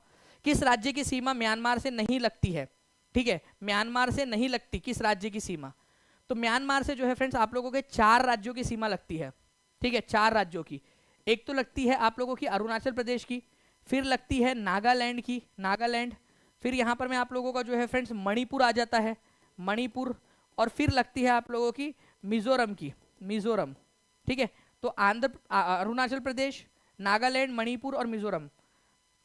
सिक्किम की नहीं लगती, सिक्किम तो बहुत ऊपर में इधर साइड में, और म्यांमार इधर में। भारत के मैप के अंदर में भी देख लेते हैं हम लोग, यहाँ देखिए आप लोग, ये अरुणाचल प्रदेश है, नागालैंड, मणिपुर और मिजोरम, इनकी सीमाएं जो है म्यांमार के साथ में लगती है। सिक्किम की कहाँ से लग रही है, आप खुद ही देखो, सिक्किम कहाँ है और म्यांमार कहाँ है पर में। हाँ, सिक्किम की सीमा भूटान के साथ लगती है, सिक्किम की सीमा नेपाल के साथ में लगती है, और सिक्किम की सीमा चाइना के साथ में भी लगती है। तो सिक्किम की सीमा चाइना के साथ, भूटान के साथ, नेपाल के साथ लगती है, लेकिन म्यांमार के साथ नहीं लगती। म्यांमार के साथ में 4 राज्यों की लगती है, अरुणाचल प्रदेश, नागालैंड, मणिपुर, मिजोरम। ये याद रखना है आप सभी लोगों ने, इंपॉर्टेंट पॉइंट है, ठीक है। एग्जाम के अंदर में आप लोगों से ये पॉइंट पूछा जाएगा, तो प्लीज इस पर्टिकुलर पॉइंट को आप लोग याद रखिए अच्छे से। भारत की स्वतंत्रता के समय भारतीय राष्ट्रीय कांग्रेस के अध्यक्ष कौन थे? अब ये भी एक बहुत ही इंपॉर्टेंट वाला क्वेश्चन है, ठीक है।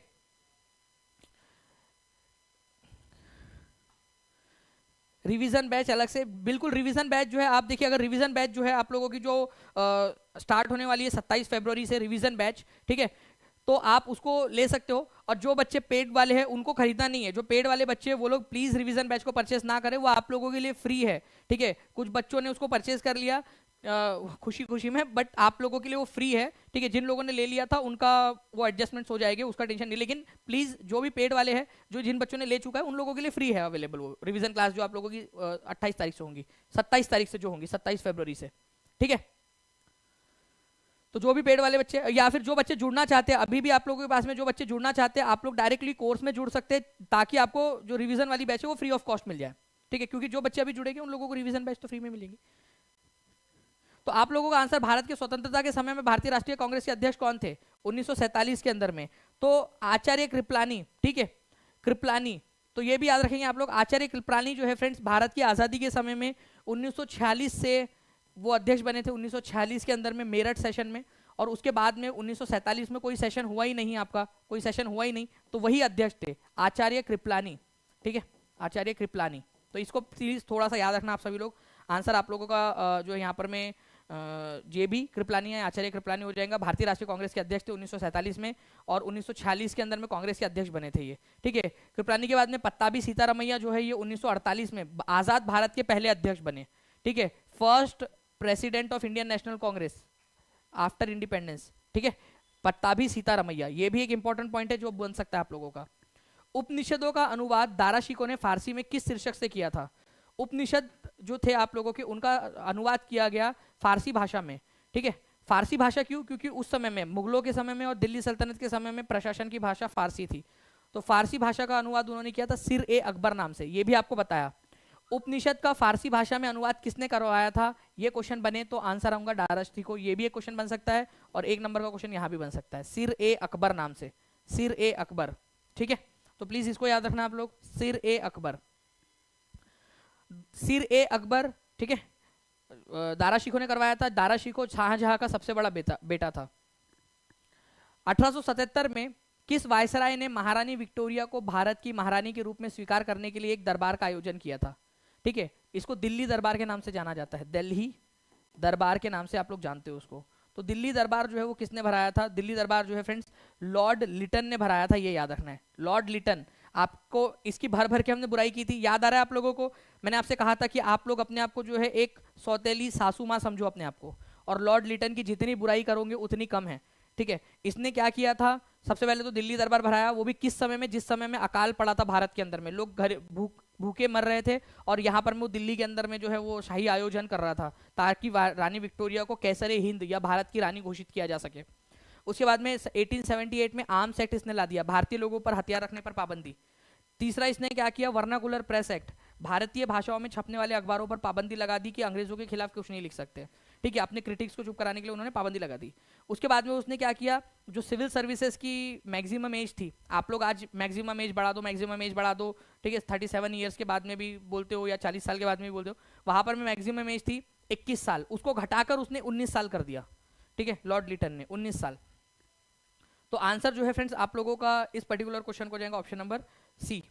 ठीक है, दिल्ली सल्तनत की राजधानी को लाहौर से दिल्ली किसने परिवर्तित किया था? ये भी आपको बताया कि स्टार्टिंग के अंदर में दिल्ली सल्तनत की राजधानी को जब कुतुबुद्दीन ऐबक ने इसको स्थापित किया था, अपना राज्य स्थापित किया था, तो उसकी राजधानी थी लाहौर। ठीक है, लाहौर से उसको दिल्ली शिफ्ट करने का श्रेय जो है वो दिया जाता है इल्तुतमिश को। ठीक है, शमशुद्दीन इल्तुतमिश, प्लीज इसको याद रखेंगे, ये भी इंपॉर्टेंट पॉइंट है। इल्तुतमिश कुतुबुद्दीन ऐबक का दामाद था, पहले गुलाम हुआ करता था, फिर बाद में दामाद भी बना। ठीक है, तो कुतुबुद्दीन ऐबक का दामाद था शमशुद्दीन इल्तुतमिश, इसने दिल्ली से लाहौर से दिल्ली में राजधानी को परिवर्तित कर दिया था। एक क्वेश्चन और बताऊं, उसके बाद में उसके 300 साल बाद, ठीक है, दिल्ली से राजधानी शिफ्ट हो गई आगरा। ठीक है, वो किसने शिफ्ट किया था? आगरा में, आगरा में शिफ्ट किया था सिकंदर लोधी ने। ये भी लिखो सभी लोग, सिकंदर लोधी, ये भी पॉइंट लिखो।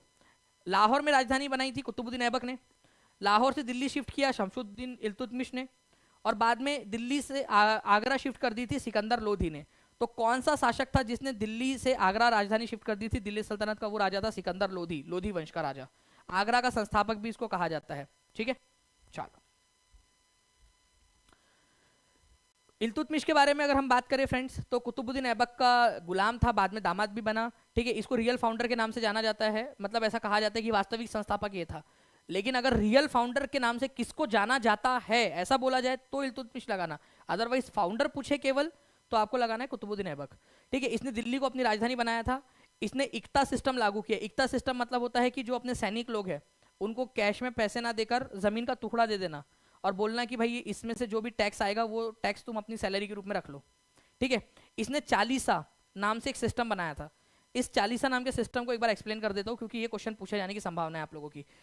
1900 लाइक्स हो चुके हैं फ्रेंड, जल्दी जल्दी से लाइक का नंबर आप लोगों ने जो है यहाँ पर 2500 के पार पहुंचाना है एक साथ सभी लोगों ने मिलकर, तब मजा आ जाएंगे कि हाँ यार आप लोगों के लिए जो इतना एफर्ट्स लेकर पूरा का पूरा करा रहे हो वो सार्थक है। तो देखिए फ्रेंड्स, आप लोगों को चालीसा का मतलब मैं बता रहा था यहाँ पर मैं, मान लीजिए ये राजा है। ठीक है, राजा जो है 40 अपने जो है खास लोगों से घिरा रहेगा, उसके मंत्रिमंडल में जो उसको राजा को सलाह देंगे। ठीक है, ये 40 लोग जो थे इनको चालीसा कहा जाता था, चालीसा। ठीक है, चालीसा या इसको जो है फ्रेंड्स तुर्काने चहलगनी भी कहा जाता था, तुर्कान ए चहलगनी, तुर्काने चहलगनी के नाम से भी इसको जाना जाता था, तुर्काने चहलगनी। एक क्वेश्चन आपको बता दो, यूपी पीजीटी में आया था कि जो चहलगनी थी जिसके अंदर में 40 लोग होते थे, इल्तुतमिश ने जिसको बनाया था, उसमें कौन से वंश के लोग होते थे? तुर्क वंश के लोग होते थे, इसी वजह से इसको तुर्काने चहलगनी कहा जाता था। 12वीं कक्षा की एनसीईआरटी में दिया हुआ है ये पॉइंट, तो इसको याद रखेंगे आप सभी के सभी लोग, ठीक है। इसके अलावा मैं आपको बता दूं फ्रेंड्स कि तुर्काने चहलगनी और चालीसा नाम का जो सिस्टम है उसको किसने बनाया था, ये क्वेश्चन आ जाए तो आंसर क्या करोगे? अभी अभी पहले टाइप करो, फिर बाद में दूसरा क्वेश्चन बताता है इसके ऊपर में। पहले टाइप करो आप लोग, इल्तुतमिश ने बनाया था, लिख दिया आप सभी लोगों ने, ठीक है। 40 लोगों का ग्रुप, इल्तुतमिश ने। इसको बंद किसने कर दिया था? ठीक है, बंद किसने कर दिया था? बंद। तो आप लोगों का आंसर होगा चाहिए बलबन ने। बलबन ने इसको बंद कर दिया था, चालीसा वाला सिस्टम को। तो चालीसा या तुर्काने चहलगनी के सिस्टम को बंद कर दिया था बलबन ने, ठीक है। ओके, चलिए नाउ फ्रेंड्स, सिल्वर कॉइन, टंका और कॉपर, ठीक है, के जो जीतल है, मतलब चांदी का सिक्का टंका नाम से और कॉपर का सिक्का जीतल, उसको इंट्रोड्यूस किसने किया था भारत के अंदर में? इल्तुतमिश ने। टंका और जीतल नाम के सिक्के, ये भी पूछते हैं, टंका और जीतल किसने इंट्रोड्यूस किया था? इल्तुतमिश ने इंट्रोड्यूस किया था, जो कि प्योर अरेबिक भाषा में, अरबी भाषा में लिखे हुए होते थे इन सिक्कों के ऊपर में, ठीक है। चलिए, तो मिनहाज सिराज, तबाकत नासिरी जो थी बुक जिन्होंने लिखी है, वो इन्हीं के समय काल के थे, इल्तुतमिश के समय काल के। लिस्बन किस देश की राजधानी है? अभी थोड़ी देर पहले आप लोगों को बताया कि हमारे भारत के लिए समुद्री रास्ते की खोज करने वाला जो वास्को डी गामा था, वो इसी देश का था और इस देश की राजधानी से ही वो चला था चलते समय। जल्दी बताइए उसका आंसर क्या होगा आपका? तो इस देश से चला था वो, आंसर बताइए जल्दी से, सभी लोग कमेंट में आंसर कर देंगे। एकदम चैट रेट आप लोगों का जो है फ्रेंड्स स्पीड में चलना चाहिए आपका। जी उमा मंडल जी, बिल्कुल आप जो है क्लासेस से पढ़ लीजिए, आपको कोई और पढ़ने की चीज़ों की जरूरत नहीं पड़ेगी कुछ भी, ठीक है। तो लिस्बन कौन से देश की राजधानी थी? ये पुर्तगाल की राजधानी है फ्रेंड्स, पोर्तुगाल की, ठीक है। यही से क्या हुआ था आपका, वास्को डी गामा चला था। अभी वो मैप के, अगर हम लोगों ने यहाँ पर मैप होगा तो मैं आपको दिखा देता हूँ, ठीक है। ये आप लोगों का यूरोप का मैप है, आप देखिए यहाँ पर में, ये है पुर्तगाल, ये है स्पेन। तो ये पुर्तगाल से, वो पुर्तगाल की राजधानी लिस्बन से निकला था वास्को डी गामा, तो ये है आप लोगों का लिस्बन, पुर्तगाल की राजधानी, ठीक है। तो पुर्तगाल की राजधानी लिस्बन, ठीक है, ये याद रखना है आप सभी लोगों ने, इंपॉर्टेंट एग्जाम के अंदर में पूछ सकते हैं आप लोगों से। स्पेन की राजधानी है मैड्रिड, ऑस्ट्रिया की राजधानी है वियना, डेनमार्क की राजधानी है कोपेनहेगन, ठीक है। प्राचीन काल में गंगा के दक्षिण के क्षेत्र को क्या कहा जाता था? ये आप लोगों को मैंने अभी 2-3 दिन पहले जो है यहाँ पर में, ओके, आप लोगों को बताया था कि एनसीईआरटी बेस्ड क्वेश्चन है, 6वीं क्लास की एनसीईआरटी के अंदर में दिया हुआ है आप लोगों का। वर्ल्ड पीआरटी में वर्ल्ड हिस्ट्री नहीं आएंगी, लेकिन 6वीं से 8वीं के अंदर में आएंगी, तो 6वीं से 8वीं के अंदर में मैं करवाने वाला हूँ वर्ल्ड हिस्ट्री इस बार। निशी कुमार जी ऑलरेडी हो चुकी है, ठीक है। तो देखिए फ्रेंड्स, अगर हम लोग बात करें गंगा के दक्षिणी क्षेत्र को क्या कहा जाता था, तो गंगा के दक्षिणी क्षेत्र को मगध के नाम से जाना जाता था। ये याद रखना है आप सभी लोगों ने, आंसर आप लोगों को ऑप्शन नंबर सी हो जाएगा, ठीक है। मगध के नाम से जानते थे। आप देख सकते हो यहाँ पर में, ये गंगा का है इलाका और गंगा के दक्षिणी क्षेत्र को मगध के नाम से जानते थे।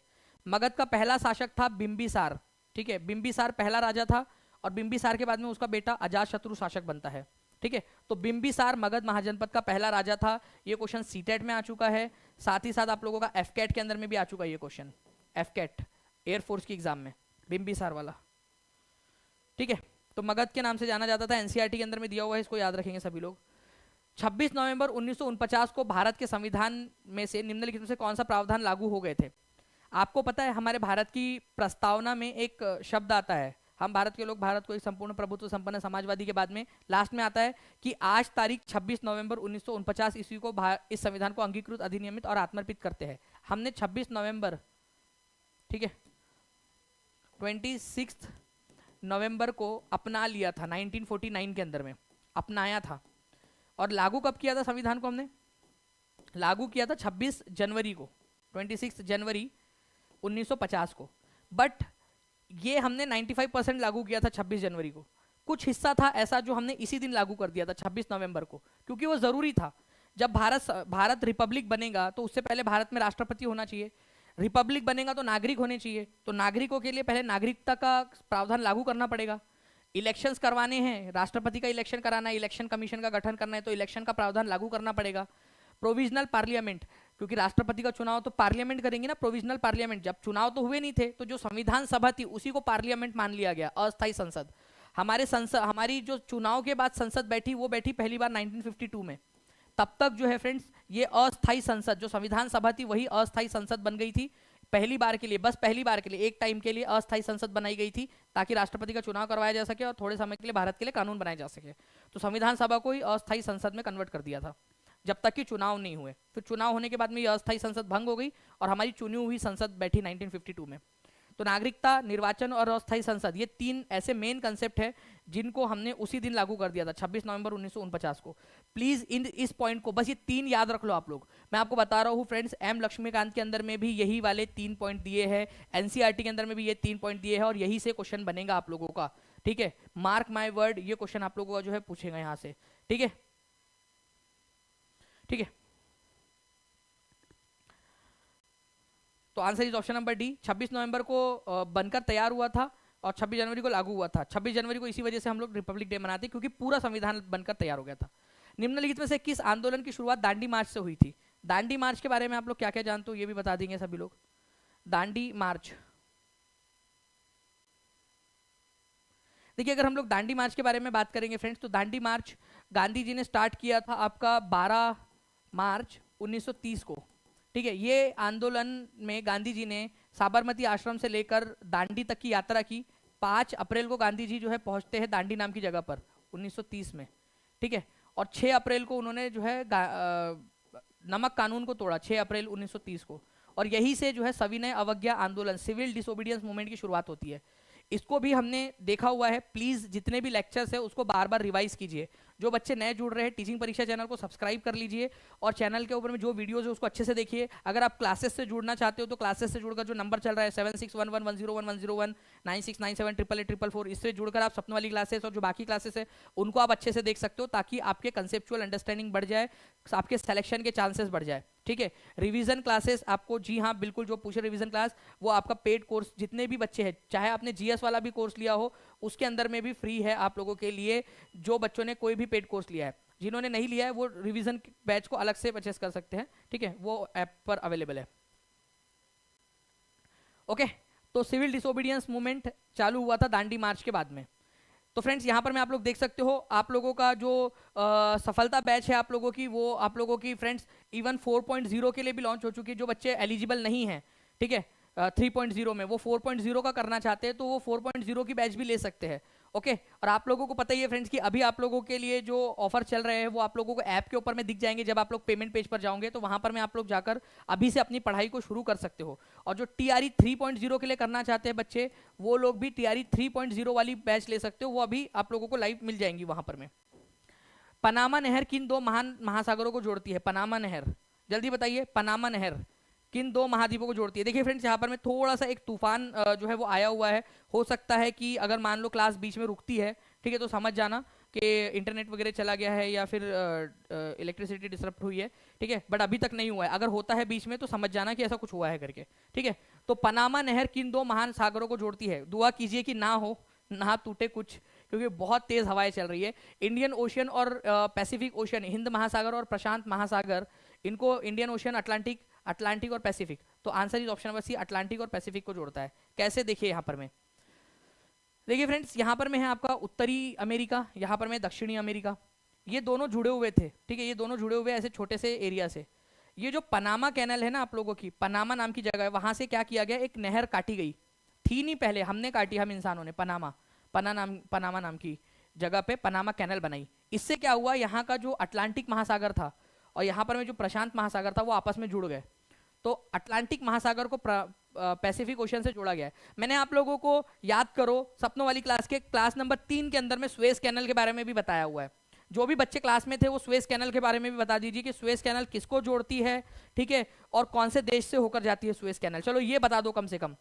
2250 लाइक्स हो चुके हैं, हमारा टारगेट है 2500 लाइक्स का। जल्दी जल्दी से सभी के सभी लोग लाइक एंड शेयर कर देंगे, चैनल को सब्सक्राइब भी करते रहेंगे फ्रेंड्स, ठीक है, ताकि मेरी एनर्जी कम ना हो। संविधान का कौन सा अनुच्छेद न्यायपालिका के कार्यपालिका से अलग करता है? डीपीएसपी में आपको बताया था 50-50, ठीक है, काम को बांट देना, 50-50 कर दो। ठीक है, इंपॉर्टेंट वाले आर्टिकल्स कराया आप लोगों को मैंने डीपीएसपी के, 50-50 कर दो। तो 50 जो है आपका क्या करता है, काम का बंटवारा करता है, काम का बंटवारा 50-50, काम को बांट दो, ठीक है, ओके 50-50। तो answer is option number B. Article number 44 आपका यूनिफॉर्म सिविल कोड के बारे में बात करता है, यूसीसी समान नागरिक संहिता के बारे में। आर्टिकल नंबर 48 कहता है कि कृषि और पशुपालन का विकास होना चाहिए। आपको एग्जांपल दिया था, याद करो।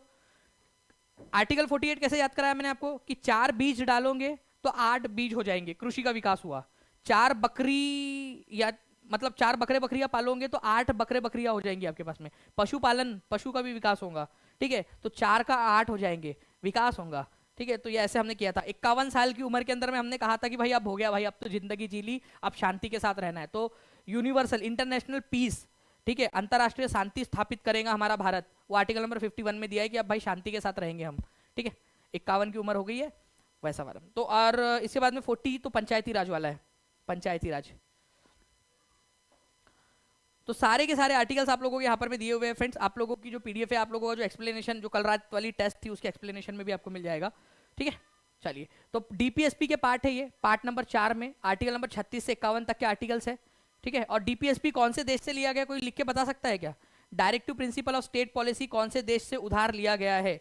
Directive principle of state policy लिया गया है फ्रेंड्स आयरलैंड से उधार। कितने लोगों ने लिख दिया था मेरे बताने के पहले? मैं यहाँ पर मैं कमेंट में भी देखना चाहूंगा कि कितने बच्चे रेगुलरली यहाँ पर मैं एक्टिवली पार्टिसिपेट कर रहे हैं। भारतीय स्वतंत्रता संग्राम के संदर्भ में उषा मेहता को किस लिए जाना जाता है? श्रीमती उषा मेहता को किस लिए जाना जाता है, ये बता देंगे सभी लोग। भारतीय स्वतंत्रता संग्राम के संदर्भ में,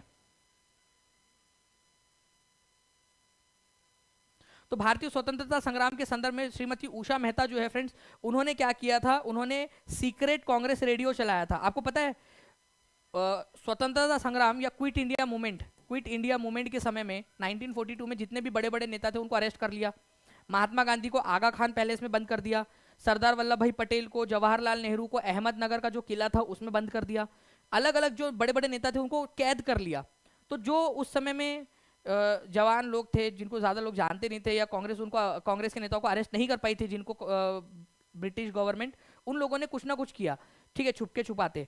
वैसे ही एक सीक्रेट रेडियो चलाया गया ताकि भारतीय लोगों के बीच में अपनी आवाज़ पहुंचाई जा सके। सीक्रेट रेडियो उषा मेहता जी ने चलाया था। ये बहुत ही फेमस क्वेश्चन है, इसको याद रखना आप लोग। गुप्त रेडियो चलाया था इन्होंने, उषा मेहता। और revision is the key to success, याद रखना है फ्रेंड्स, इसी वजह से रिवीजन करा रहा हूँ। ये क्वेश्चन आएगा डायरेक्टली, आप लोग आंसर कर पाओगे। श्रीमती उषा मेहता।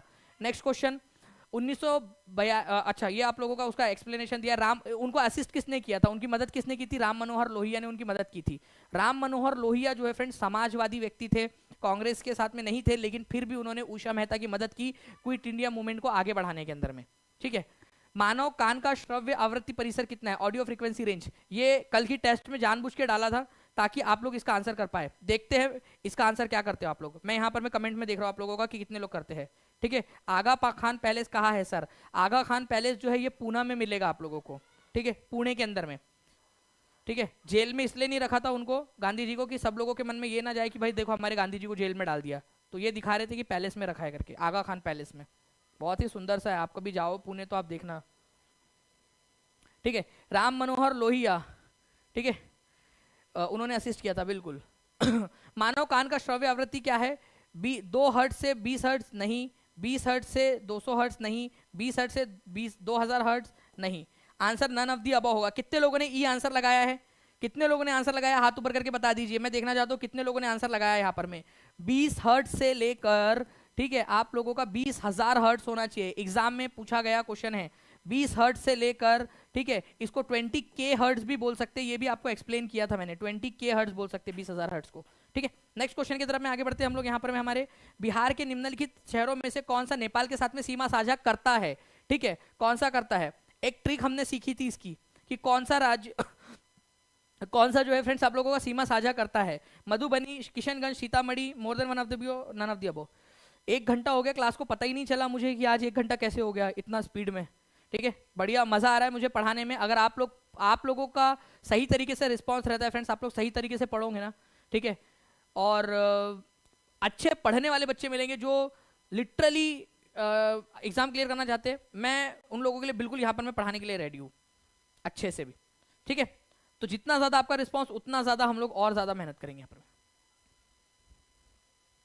तो देखिए यहाँ पर में फ्रेंड्स एक ट्रिक है वो देख लेते पहले। देखिए चंपा जो थी, ठीक है, दोनों चंपा, चाहे पश्चिम चंपा हो चाहे पूर्वी चंपारण हो, तो चंपा जो थी वो सीता के साथ में बैठी हुई थी मधु बनाते हुए, चलो बहन शहद निकालेंगे, तो चंपा और सीता शहद निकाल रही थी, तभी वहां पर मैं आ गया सांप, और उन्होंने जोर से चिल्लाया, अरे रे रे किशन भगवान बचा लो हमको, अब ये सांप आ गया, अब हम इससे कैसे निपटेंगे। ठीक है, तो चंपा और जो चंपा थी और सीता थी वो मधु बना रही थी, शहद निकाल रही थी, सांप आ गया, उन्होंने अरे रे रे चिल्लाया और किशन भगवान को याद किया। तो यहाँ पर मैं आप देखिए मधुबनी तो है, मधु बना रही थी वो लोग, ठीक है, सीता भी है यहाँ पर में, किशनगंज भी, किशन भगवान का नाम लिया, कौन सा वाला साझा करता है, तो मोर than one of the above, ठीक है, more than one of the above, D is the correct answer. 57% लोगों ने सही आंसर दिया यहाँ पर में। ब्रजेंद्र मिश्रा जी पेड क्लास लेनी है सर, देखिए आप जो है ब्रजेंद्र जी, आप नीचे जो नंबर चल रहा है या 7611101101 या 9697888844 उस नंबर पे कॉल या व्हाट्सएप कर सकते हो, या फिर टीचिंग परीक्षा का ऐप डाउनलोड कर लो आप, सिंपल सी बात है, ऐप डाउनलोड कर लो, वहां से भी आप कर सकते हो, ठीक है, एप्लीकेशन के ऊपर में भी, ठीक है। 7 डिस्ट्रिक्ट करते हैं, ये भी याद रखना आप लोगों ने, 7 डिस्ट्रिक्ट्स सीमा साझा करते हैं। राष्ट्रीय किसान दिवस हर साल 23 दिसंबर को मनाया जाता है, लीजिए आप लोगों को बताया था फ्रेंड्स कि किसके सम्मान में मनाया जाता है, उनको भारत रत्न मिल गया, मतलब मोदी जी, हमारा मोदी जी तक भी हमारी आवाज देखिए, यहाँ पर में इतने सारे लोग एक साथ कमेंट करते हैं ना कहीं फ्रीक्वेंसी हवा में फैल ही जाती है, तो मोदी जी ने, ठीक है, चौधरी चरण सिंह जी को जो है भारत रत्न देने का ऐलान कर दिया है। आप लोगों को पता है फ्रेंड्स, ठीक है, अब तक पहली बार हुआ है इतिहास में कि एक साल में 5 लोगों को भारत रत्न दिया गया है, इससे पहले किसी भी साल के अंदर में जो है फ्रेंड 4 से ज्यादा नहीं गया था। 1999 एकमात्र साल था जिसमें 4 लोगों को दिया गया था Bharat Ratna, otherwise normally maximum 3 ही लोगों को दिया जाता है भारत रत्न का सम्मान, ठीक है। आपका 1999 में 4 लोगों को दिया गया था, 2024 में सारे रिकॉर्ड तोड़ दिए, पॉलिटिकल माइलेज ऑब्वियसली बात है, आपको पता है, अलग अलग लोगों को दे रहे, कर्पूरी ठाकुर जी को दिया गया है, लाल कृष्ण आडवाणी जी को दिया गया है यहाँ पर में, ठीक है, चौधरी चरण सिंह जी को दिया गया है, ठीक है, पीवी नरसिम्हा राव को दिया गया है दक्षिण भारत की राजनीति को साधने के लिए, पीवी नरसिम्हा राव, ठीक है। और इसके अलावा हमारे हरित क्रांति के जनक, ठीक है, जल्दी बताइए हमारे हरित क्रांति के जनक किसको माना जाता है, फादर ऑफ ग्रीन रिवॉल्यूशन, जल्दी आप लोगों का आंसर आना चाहिए, उनको भी भारत रत्न दिया गया। एक क्वेश्चन आप लोगों से कि ग्रीन रिवॉल्यूशन के पिता किसको मानते हो आप लोग, उनको भी भारत रत्न, तो चौधरी चरण सिंह को भारत रत्न भी दिया गया है, किसान नेता थे, हमारे भारत के जो है फ्रेंड्स प्रधानमंत्री रह चुके हैं, ये बहुत कम समय के लिए थे हमारे भारत के प्रधानमंत्री, 5वें नंबर के, ठीक है, केवल 170 दिन तक इनका कार्यकाल था, लेकिन थे, और 170 दिन के अंदर में किसानों के लिए उन्होंने बहुत सारी योजनाएं लागू की, ठीक है। तो राष्ट्रीय किसान दिवस उन्हीं के नाम पे मनाया जाता है, चौधरी चरण सिंह के बर्थडे के अवसर पर। मंगल पांडे किस पैदल सेना में सिपाही थे, मंगल पांडे, तो ये भी बता दीजिए। 2450 लाइक्स हो चुके हैं, 50 लाइक्स हम लोग दूर है हमारे टारगेट से। M S Swaminathan, very good, बहुत बढ़िया फ्रेंड्स, ठीक है, एम एस स्वामीनाथन को भी भारत रत्न का जो है ऐलान किया गया है। तो भारत के हरित क्रांति के जनक किसको माना जाता है, ओके, तो एम एस स्वामीनाथन जो है उनको दिया गया। मंगल पांडे किस पैदल सेना में एक सिपाही थे, तो फ्रेंड्स यहां पर मैं आपको याद रखना है 34वें नंबर की बंगाल सेना के सिपाही थे, 34वें नंबर की बंगाल नेटिव इन्फेंट्री के, 34वें नंबर की, तो दिया ही नहीं है 34वें नंबर का आंसर, आपका ऑप्शन नंबर ई हो जाएगा, नन ऑफ दी अबव। ऐसे क्वेश्चन घुमाने वाले क्वेश्चन होने चाहिए जो आपको कान पकड़ के ऐसे घुमा के आप लोगों से जो है आपकी प्रैक्टिस कराए, ठीक है। तो E is the correct answer, E is the correct answer, ये याद रखेंगे आप सभी लोग, ठीक है, नन ऑफ दी अबव। कौन से नंबर की बंगाल नेटिव इन्फेंट्री थी, 34वें नंबर की, ओके। इन्होंने 1857 में जो बैरकपुर है, ठीक है, कहां पर में बैरकपुर, वो आपको मिलेगा बंगाल में, तो बंगाल में बैरकपुर में अपने अधिकारियों के ऊपर में गोली चला दी थी, जिसके कारण इनको फांसी पर लटका दिया गया 1857 में, ठीक है। तो 29 मार्च 1857 को इन्होंने गोली चला दी थी, ठीक है। Consider the following statement regarding civil disobedience movement, सविनय अवज्ञा आंदोलन के बारे में निम्नलिखित कथनों पर जो है आप लोग प्रकाश यहाँ पर में कीजिए, जल्दी से डालिए। तो देखिए friends, civil disobedience movement, Gandhi ji ने सिविल डिसोबीडियंस मूवमेंट जो है दांडी मार्च से शुरू हुआ था, गांधी जी ने जो दांडी यात्रा शुरू की थी उसकी वजह से सविनय अवज्ञा आंदोलन शुरू हुआ, बिल्कुल सही बात है। गांधी जी ने अपने 60 अनुयायियों के साथ मार्च आरंभ किया था, 60, क्या 60 लोग थे या फिर 78 थे, 78 थे, 78 थे फ्रेंड्स, ये याद रखना है आप लोगों ने, 78 फॉलोवर्स थे उनके साथ में, ठीक है। तो सेकंड वाला गलत है, पहला वाला सही है। आपसे सही वाला पूछा है ना यहाँ पर, मैं करेक्ट वाला नहीं पूछा है आपसे, नॉट करेक्ट पूछा है, ठीक है, नॉट करेक्ट पूछा है। तो आंसर आप लोगों का हो जाएगा friends option number 2, not correct पूछा है आप लोगों से। कितने लोग हैं जिन्होंने जो है नॉट करेक्ट बी आंसर लगाया है? ओनली वन गलत है। आंसर क्या होना चाहिए? नॉट करेक्ट पूछा है, नॉट करेक्ट। तो आंसर इज आपका ऑप्शन नंबर बी। ठीक है, नॉट करेक्ट बोला है। ठीक है, नॉट करेक्ट। तो पहला वाला सही है, दूसरा वाला गलत है, तो दूसरा गलत है ना, तो ओनली 2, क्योंकि नॉट करेक्ट पूछा है आप लोगों से। कितने लोगों के साथ खेला हुआ, जल्दी बताइए। अगले बार ध्यान रखेंगे कि नहीं रखेंगे? 2500 लाइक्स का टारगेट कंप्लीट हो गया है फ्रेंड्स। बहुत बहुत शुक्रिया आप सभी लोगों का। जितने भी लोगों ने यहाँ पर मैं अपना अपना योगदान दिया, उन सभी लोगों को बहुत बहुत अभिनंदन। नेक्स्ट क्वेश्चन की तरफ में आगे बढ़ते हैं फ्रेंड्स आप लोगों के। उससे पहले मैं आपको बता दूं कि दांडी मार्च के बाद में गांधी जी ने सविनय अवज्ञा आंदोलन शुरू किया था अपने 78 साथियों के साथ में। रिवीजन बैच जो है फ्रेंड्स लॉन्च हो चुकी है आप लोगों की। जो भी बच्चे रिवीजन बैच में जुड़ना चाहते हैं, ठीक है, वैसे इसका प्राइस जो है वो 499 रुपीज़ है। इसको जो है आप लोगों का डिस्काउंटेड प्राइस में इनिशियल में 300 रुपीज़ का मिल रहा है। जो बच्चे पेड क्लास में हैं उन लोगों को ये नहीं खरीदना है, क्योंकि ऑलरेडी उनको फ्री में दिया जा रहा है। जो पेड बच्चे, चाहे कोई भी बैच लिया हो उसने, ठीक है, बिहार का, उसको वो रिवीजन बैच फ्री में मिल रहा है। ठीक है, तो उन लोगों ने नहीं करना है। जो बाकी बच्चे हैं रिवीजन बैच, आप लोगों की रिवीजन बैच 27 फरवरी से स्टार्ट होंगी, जिसमें हम लोग पूरा का पूरा सिलेबस रिवीजन करेंगे एमसीक्यूज के साथ में, थ्रू एमसीक्यूज। ये याद रखना है आप लोगों ने, एमसीक्यूज की मदद से रिवीजन किया जाएगा पूरी की पूरी सिलेबस को। ठीक है, निम्नलिखित में से कौन सी पहाड़ी भारत के सबसे दक्षिणी भाग में स्थित है? जो बच्चे पेड में हैं वो प्लीज ना ले, उनको ऑलरेडी मिलेगा आपके इसके अंदर में, ऐड हो जाएगा वो 27 तारीख को। तो जो बच्चे रिवीजन बैच लेना चाहते हैं, अगर वो चाहते हैं कि उनको कोर्स भी मिल जाए, तो वो कोर्स ले सकते हैं, रिवीजन बैच उसके अंदर में आ जाएगा आपका। निम्नलिखित में से कौन सी पहाड़ी भारत के सबसे दक्षिणी भाग में स्थित है? तो सबसे दक्षिणी भाग के अंदर में स्थित है फ्रेंड्स आप लोगों की, ठीक है, Palami hills, Nilgiri hills, Palani hills, Palani hills, Palani hills, 2 बार आ गया आप लोगों का, तो वो थोड़ा सा देख लेना है या नहीं वो आंसर में आपका। अन्नामलाई हिल्स आप लोगों की, ठीक है, more than one of the above, none of the above. तो देखिए फ्रेंड्स, आप लोगों को मैप के थ्रू दिखाता हूँ। सबसे दक्षिण के अंदर में जो पहाड़ियाँ है आप लोगों की, वो है इलायची की पहाड़ियाँ या कार्डमम हिल्स इसको कहा जाता है। केरल और तमिलनाडु की बॉर्डर पर है कार्डमम हिल्स, सबसे दक्षिण में, दक्षिणतम पहाड़ी आप लोगों की। तो आंसर इसका ऑप्शन नंबर ई होने वाला है आप लोगों का। ठीक है, सबसे दक्षिणतम पहाड़ी है इलायची की पहाड़ियाँ, इलायची हिल्स इसको बोलते हैं आप लोग। पहाड़ों की एक श्रृंखला है पूरी की पूरी, है यहाँ पर में श्रृंखला है पूरी, पहाड़ों की श्रृंखला। ठीक है, इलायची की पहाड़ियाँ। केरल को मसालों का राज्य भी कहा जाता है, ये भी याद रख सकते हो आप सभी लोग। नेक्स्ट क्वेश्चन की तरफ में आगे बढ़ते हैं फ्रेंड्स आप लोगों के। ठीक है, बिहार विधानसभा में अनुसूचित जाति के उम्मीदवारों की संख्या कितनी आरक्षित है? अनुसूचित जाति एससी कैंडिडेट्स के लिए। ठीक है, तो एससी कैंडिडेट्स के लिए बिहार विधानसभा के अंदर में friends 37, 39, 40, more than one of the above, none of the above. तो आप लोग देखिए इस पर्टिकुलर क्वेश्चन का आंसर आप लोगों अगर जो है देखोगे, ठीक है, तो यहां पर में आप लोग देखिए बिहार में 243 सीट्स है। ठीक है, 243 सीट्स है, जिसमें से एससी और एसटी के लिए कितनी है? एससी के लिए है आपकी 38 सीट्स आरक्षित है, एससी के लिए है 2। ठीक है, ये आपको बार बार बताया है। अनुसूचित जाति के लिए 38 और अनुसूचित जनजाति के लिए 2 सीट। तो 38 दिया नहीं है, तो आंसर ई हो जाएगा। फिर से आप लोगों के साथ में खेला हुआ है यहाँ पर में। आपको जानबूझकर जो है फ्रेंड टफ क्वेश्चन दिए जा रहे हैं ताकि एग्जाम के लायक आप बन सके, एग्जाम के क्वेश्चन आपको आसान लगने लगे। तो जो भी बच्चा है सपने वाली क्लास ध्यान से देखेगा जो रात में होती है, और उसकी मैं फिर से लूंगा, आपकी 4 क्लास लूंगा जब सपने वाली क्लास की, फिर से 5वीं वाली टेस्ट लूंगा जैसे ली है, और फिर से जो है फ्रेंड्स आप लोगों को जो है वो इनाम मिलेंगे। जितने बच्चे थे, सिर्फ एक बच्चा जिसका नंबर स्विच ऑफ आ रहा है उसको छोड़कर बाकी सब लोगों को अमाउंट भी ट्रांसफर हो गया है। ठीक है, जो टॉपर था उसको 2000 रुपए का इनाम मिला है, क्योंकि उसने मेहनत की है। उसने जो मैंने कहा था उसको कि पूरा बार बार पढ़ना है, उसने वो किया। उसको चैलेंज दिया था उन लोगों को कि 50 में से 50 लेकर आओ, 3 बच्चे लेकर आ पाए उसमें से। ठीक है, जिसने अच्छे से किया होगा। ठीक है, तो आंसर जो है फ्रेंड्स इसका ऑप्शन नंबर ई हो जाएगा आप लोगों का। नाउ विधानसभा में 243 सीट्स है।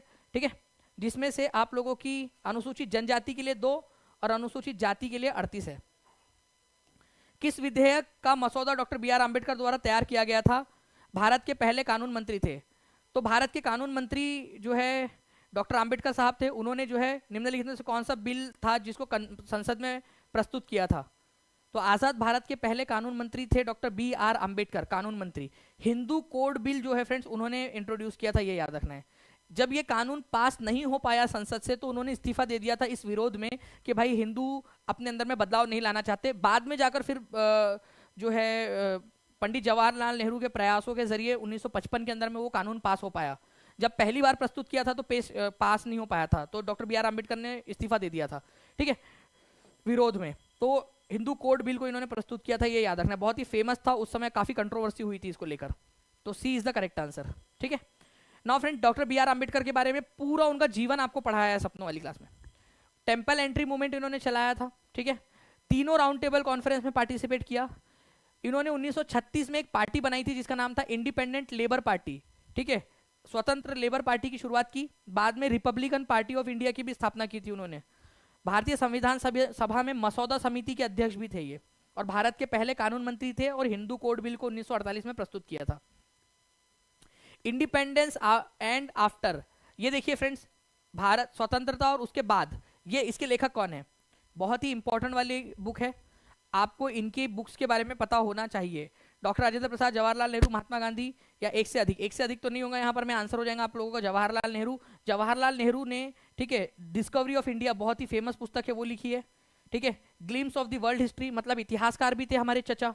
ठीक है, इतिहासकार थे। Glimpse of world history, the unity of India नाम की बुक लिखी है। इंडिपेंडेंस एंड आफ्टर, भारत की आज़ादी और उसके बाद क्या क्या हुआ, पढ़ने लायक बुक है।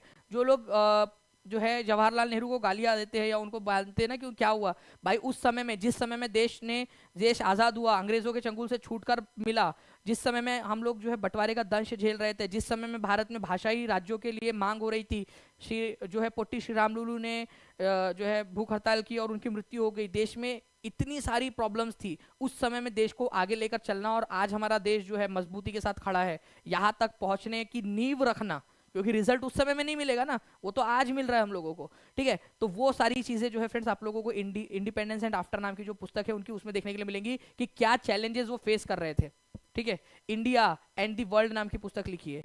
A bunch of old letters उन्होंने लिखा है कि कैसे वो पत्राचार करते थे। इससे पता चलता है कि वो चाहते थे कि देश जो है वो समाजवाद के रास्ते पर आगे बढ़े।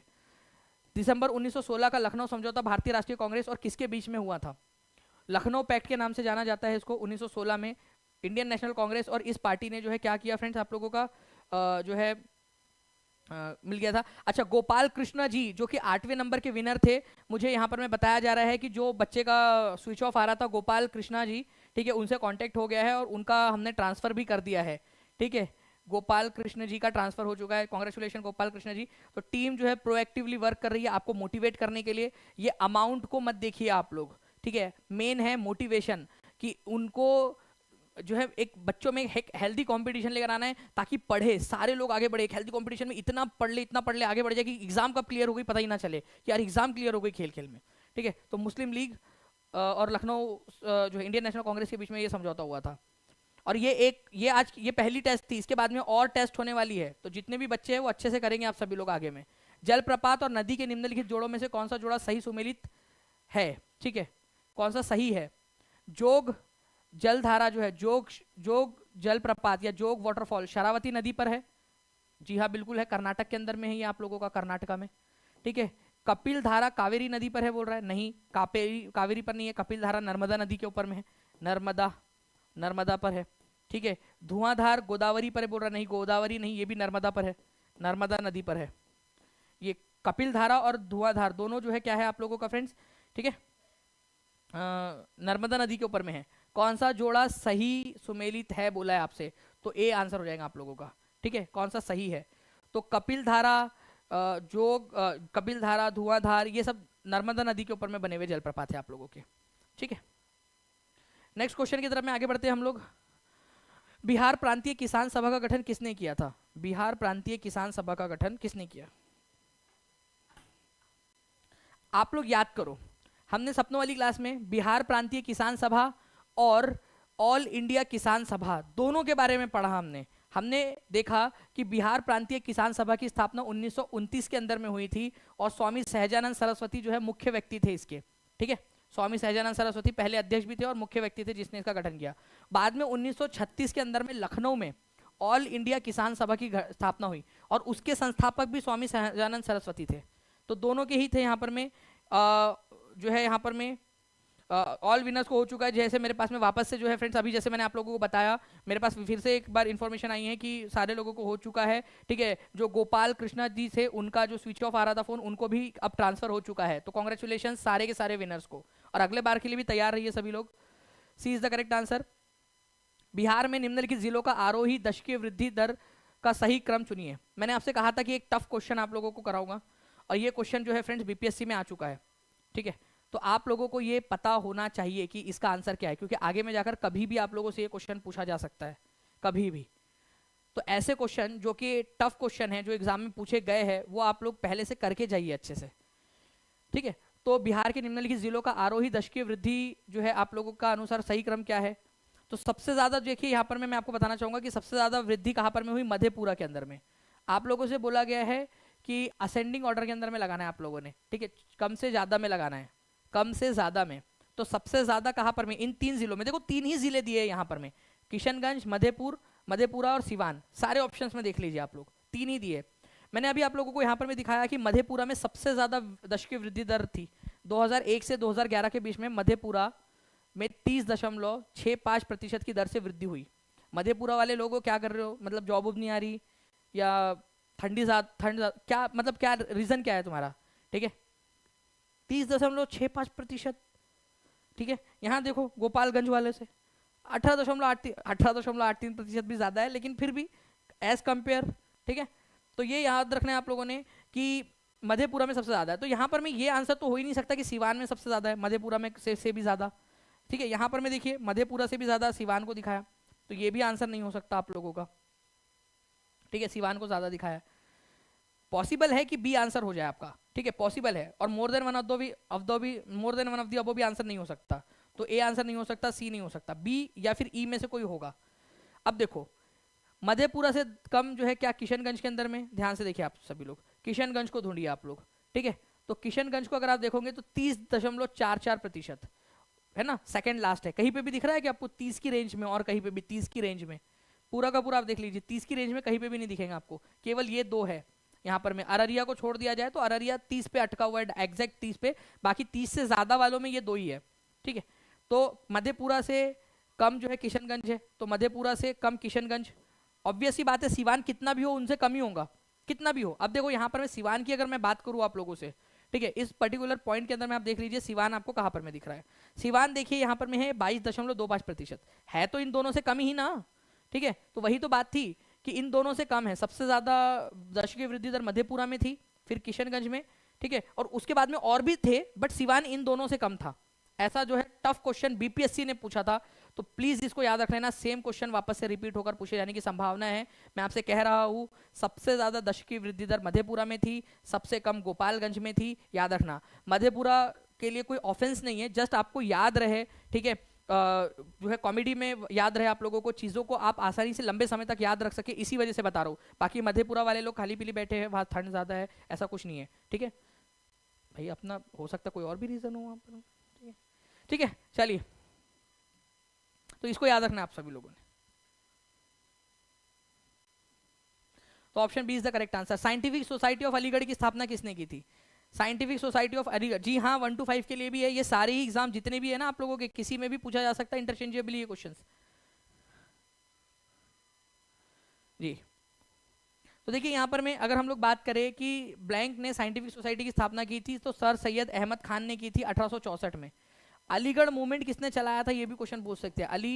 अलीगढ़ मूवमेंट किसने चलाया था? अलीगढ़ मूवमेंट ये चलाया था फ्रेंड्स आपका सर सैयद अहमद खान ने ही, ठीक है। अलीगढ़ मुस्लिम यूनिवर्सिटी की स्थापना, ठीक है, इन्होंने ही की थी। पहले उसको एंग्लो ओरिएंटल, ठीक है, मोहम्मदन एंग्लो ओरिएंटल कॉलेज के नाम से जानते थे। तो साइंटिफिक सोसाइटी ऑफ अलीगढ़ की स्थापना सर सैयद अहमद खान ने की थी, ये याद रखना है। यहाँ पर में वो जो बुक्स होती थी, विदेशी बुक, इंग्लिश में, फ्रेंच भाषा में या फिर इटालियन में, उसका भारतीय भाषाओं में अनुवाद कराते थे, ताकि भारत के अंदर में शिक्षा का प्रचार प्रसार हो सके। सी इज द करेक्ट आंसर, ठीक है। राज्यसभा में अनुसूचित जाति और जनजाति के प्रतिनिधियों के लिए कितनी सीटें आरक्षित है? Point to be noted my Lord, जिस बच्चे ने रिवीजन आप लोगों की जो सपनों वाली क्लास नंबर 2 जो मैंने ली थी उसको देखा होगा, वो एकदम से देखेगा सिर्फ राज्यसभा और आंसर लगा देगा। वो बोलेगा मुझे बाकी कुछ नहीं देखना, सिर्फ वो राज्यसभा देखेगा, ठीक है, केवल और केवल राज्यसभा देखेगा और आंसर लगा देगा। सपनों वाली क्लास, ठीक है, सपनों वाली क्लास ऐड होंगी क्या? जी हाँ, जितने भी बच्चे जो भी आपकी क्लास है, चाहे जीएस वाले जो बच्चे हैं ना, उन लोगों के लिए भी किया है। वो क्लास की लिमिटेशन ये है कि उसको अलग से नहीं किया जा सकता, वो पेड के साथ में लिंक्ड है। तो कोई भी आप पेड क्लास लेते हो उसके अंदर में ऑटोमेटिकली लिंक्ड हो जाती है वो आपकी, ठीक है। इसी वजह से। तो आपका आंसर होगा नन ऑफ दी अबव, क्योंकि राज्यसभा में आरक्षण नहीं होता, लोकसभा में होता है। ठीक है, ध्यान से समझिए आप लोग, लोकसभा के अंदर में एससी के लिए और एसटी के लिए रिजर्वेशन है। ठीक है, 84 सीट्स जो है आप लोगों की क्या है, एसटी के लिए, एससी के लिए रिजर्व है। 47 सीट्स एसटी के लिए रिजर्व है लोकसभा में। राज्यसभा की अगर मैं बात करूं आपसे, राज्यसभा में एससी एसटी 0 सीट रिजर्व है, कोई सीट रिजर्व नहीं है, रिजर्वेशन है ही नहीं वहां पर में। ठीक है, तो इसको भी याद रखना है आपने, ऐसे भी क्वेश्चन बनता है आप लोगों का। 0 सीट लोकसभा में। अच्छा चलो इसका टोटल बता दो, ये क्वेश्चन आ जाए तो। ये क्वेश्चन तो सपनों वाली क्लास में भी पढ़ाया था ना आप लोगों को मैंने, कि टोटल बता दो। मैं टीम से रिक्वेस्ट करूंगा कि लास्ट में प्लीज उस क्वेश्चन को रख दिया जाए मेरे प्यारे प्यारे बच्चों के लिए, ताकि रिवीजन के तौर पर वो लोग एक आंसर कर देंगे, हम उसका आंसर कमेंट में पूछेंगे बच्चों से, देखेंगे कितने बता पाते हैं टोटल लोकसभा में कितनी सीट्स रिजर्व है। तो राज्यसभा में कोई भी प्रावधान नहीं है रिजर्वेशन का। अखिल भारतीय किसान सभा की स्थापना किस वर्ष हुई थी? जल्दी बताइए, अभी थोड़ी देर पहले आपको बताया मैंने कि अखिल भारतीय किसान सभा की स्थापना लखनऊ में हुई थी फ्रेंड्स, और इसके संस्थापक थे स्वामी सहजानंद सरस्वती। बिहार किसान सभा के भी और अखिल भारतीय किसान सभा के भी। तो 1936 के अंदर में अखिल भारतीय किसान सभा की स्थापना हुई थी स्वामी सहजानंद सरस्वती के द्वारा। सी इज द करेक्ट आंसर। ठीक है, ऑल इंडिया किसान सभा, अखिल भारतीय किसान सभा के नाम से भी जाना जाता है, स्वामी सहजानंद सरस्वती। इसके सेक्रेटरी कौन थे? एनजी रंगा थे, ये भी याद रखना है। ठीक है, सचिव कौन थे? अध्यक्ष तो ये थे, सचिव पूछ लिया जाए तो एनजी रंगा थे, रंगा। ठीक है, बिहार विधान परिषद की क्षमता कितनी है? बिहार लेजिस्लेटिव काउंसिल, बिहार विधान परिषद की संख्या कितनी है, ये बताएंगे आप सभी लोग। बिहार विधान परिषद की संख्या कितनी है? तो बिहार विधान परिषद की अगर हम लोग बात करें तो देखिए फ्रेंड्स, विधान परिषद जो है केवल 6 राज्यों में, कौन कौन से 6 राज्य है कमेंट करके बताओ मेरे को जल्दी से। ठीक है, तो बिहार विधान परिषद की क्षमता जो है वो है आप लोगों की 75। ठीक है, 75 है। और याद रखना है इसमें भी नो रिजर्वेशन। ठीक है, नो रिजर्वेशन, इसमें कोई रिजर्वेशन नहीं होता है, रिजर्वेशन नहीं है विधान परिषद के अंदर में। विधान परिषद में भी कोई रिजर्वेशन नहीं होता है। ठीक है, जैसे राज्यसभा में रिजर्वेशन नहीं होता, विधान परिषद में भी रिजर्वेशन नहीं होता। कौन कौन से 6 राज्य है ध्यान से देख लेंगे आप सभी लोग, क्योंकि ये भी क्वेश्चन बनता है आप लोगों का। विधान परिषद, विधान परिषद कौन कौन से राज्य में? 6 राज्यों के अंदर में है फ्रेंड्स। ठीक है, एक है आपका यूपी, ठीक है, बिहार, ओके, यहाँ पर में आप लोगों को आ जाता है महाराष्ट्र, यहाँ पर में आ जाता है आप लोगों का कर्नाटका, ठीक है, कर्नाटका, यहाँ पर में आ जाता है आप लोगों का तेलंगाना, तेलंगाना, और यहाँ पर में आ जाता है आप लोगों का आंध्र प्रदेश। तो ऐसे 6 राज्य है जिनके पास में विधान परिषद है। ठीक है, तो बिहार के पास में भी है, द्विसदनीय विधायिका कहा जाता है, विधानसभा के साथ साथ में विधान परिषद का भी होना। ठीक है, तो इस तरीके से आप यहाँ पर में देख सकते हो फ्रेंड्स, विधान परिषद में अभी संख्या ये है। ओके, निम्नलिखित में से भारत के किस राज्य की सीमा बिहार से सबसे अधिक जिलों में लगती है? ये वाली जो पीडीएफ है आप लोगों को, ठीक है, जो भी बच्चे आप लोगों का जो क्लास हुआ था ना सपनों वाली क्लास का टेस्ट, उसके नीचे में मैं डाल दूंगा इसकी पीडीएफ को भी। ठीक है, ताकि आप लोग फास्ट फॉरवर्ड रिवीजन भी कर सके उसको। तो जो भी बच्चे हैं आप लोगों का जो फोल्डर बना हुआ है ना ऐप के ऊपर में, उसी के अंदर में डाल देंगे इसको। और मैं उन सभी बच्चों का यहाँ पर मैं हार्दिक जो है यहाँ पर मैं सभी बच्चों की तरफ से, यहाँ पर मैं जो 2500 बच्चे देख रहे हैं उन लोगों की तरफ से हार्दिक अभिनंदन करना चाहूँगा, उन सभी पेड बच्चों का जिन्होंने परमिशन दी कि इस क्लास को मैं यूट्यूब के ऊपर में ले सकूँ। ठीक है, और यूट्यूब पर लेने की, क्योंकि उन लोगों ने जो है फ्रेंड्स ऑलरेडी अमाउंट पे किया, बट फिर भी वो उन्होंने परमिशन दी कि सर एक क्लास यहाँ पर मैं इस वाली क्लास का हम लोग ले सकते हैं, तो उनका मैं बहुत बहुत अभिनंदन करना चाहूँगा। आप लोग भी थैंक्स बोल सकते हो यार अपने साथियों को। ठीक है, उन्होंने अपना बड़ा दिल दिखाया है। तो निम्नलिखित में से किस राज्य की सीमा बिहार से अधिक जिलों से लगती है? तो देखिए फ्रेंड्स, आपको पता होना चाहिए कि यूपी के साथ में 8 जिलों की सीमा लगती है, 8। झारखंड के साथ में भी 8 जिलों की सीमा लगती है। यूपी के साथ में 8, झारखंड के साथ में 8। ठीक है, यूपी के साथ में 8, बार बार मिट जा रहा है। ठीक है, चलिए कोई बात नहीं। यहाँ पर में आप लोग देखिए, यूपी के साथ में 8, ठीक है, और झारखंड के साथ में भी 8 जिलों की सीमा लगती है। तो इस तरीके से जो है फ्रेंड्स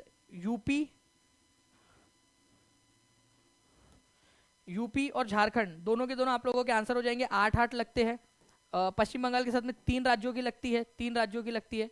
तो इस तरीके से answer more than one of the above हो जाएगा आप लोगों का, more than one of the above. इसका पूरा एक्सप्लेनेशन आप लोगों को दिया हुआ है। चलिए देखिए, ये होती है बड़ी बात कि बाकी लोग एक दूसरे को थैंक्स बोल रहे हैं। This is called a healthy community. Teaching परीक्षा एक बहुत हेल्दी कम्युनिटी है। स्टूडेंट्स की, जहाँ पर में हेल्दी वे के अंदर में पढ़ाई हो रही है। यहाँ पर मैं देख रहा हूँ कि कुछ बच्चों ने यहाँ थैंक्स बोला है, कुछ बच्चों ने वेलकम बोला है, कुछ बच्चों ने कहा है कि सर बिल्कुल हमारे तरफ से परमिशन है। देखिए कितने बढ़िया तरीके से ये होता है प्यार, और ये होती है एक सहभागिता, ठीक है, कि एक दूसरे के साथ में मिलकर काम हो रहा है। तो बहुत बहुत अभिनंदन आप सभी लोगों का भी। चलिए, नेपाल के साथ में कितने राज्यों की कितने जो है जिलों की सीमा लगती है बिहार के, वो आप लोग मेरे को कमेंट करके बता देंगे। ओके,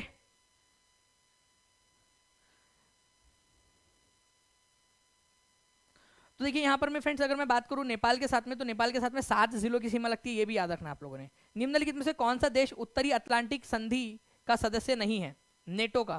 देखो नेटो के बारे में आपको बताया, क्योंकि देखो TRE 1 के अंदर में क्वेश्चन आया था कि नहीं आया था नेटो का, बताओ जल्दी से, आया था ना क्वेश्चन नेटो का? इसके बारे में मैंने बार बार सपनों वाली क्लास में बताया आपको। नेटो का हेडक्वार्टर्स कहाँ पर में है? यह है आपका ब्रसेल्स के अंदर में, ब्रसेल्स, ठीक है, जो कि बेल्जियम की राजधानी है, बेल्जियम की राजधानी है। Okay, headquarters. टोटल इसमें 31 देश है, 31।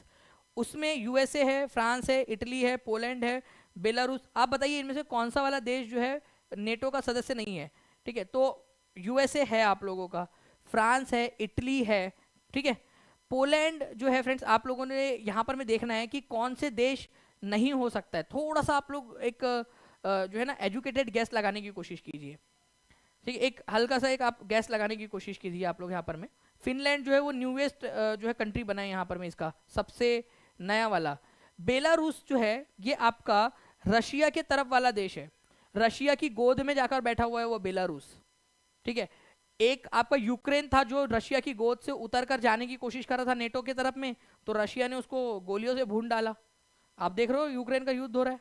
बेलारूस जो है ना वो चमचा है, रशिया का चमचा है, सो बात साफ बात भाई, बेलारूस, ठीक है, तुम चमचे हो रशिया के, ठीक है, रशिया तुमको सप्लाई कर रहा है, ठीक है, और तुम जो है यहाँ पर यूक्रेन के ऊपर में मदद कर रहे हो, यूक्रेन को लूटने में उसकी, रशिया की। तो बेलारूस नहीं है नेटो का मेंबर। नेटो और रूस का जो है वो 36 का आंकड़ा है, याद रखना है। रूस नहीं चाहता कि नेटो के ज्यादा से ज्यादा मेंबर्स बने, क्योंकि नेटो का मकसद ही यही है, अगर एक भी इन 31 देशों में से, मैं आपको बता दूं फ्रेंड्स, इन 31 देशों में से एक भी देश पर हमला हुआ तो सारे बचे हुए बाकी के 30 देश जो है उस हमला करने वाले देश पर हमला कर देंगे, एक दूसरे की मदद करेंगे ये लोग।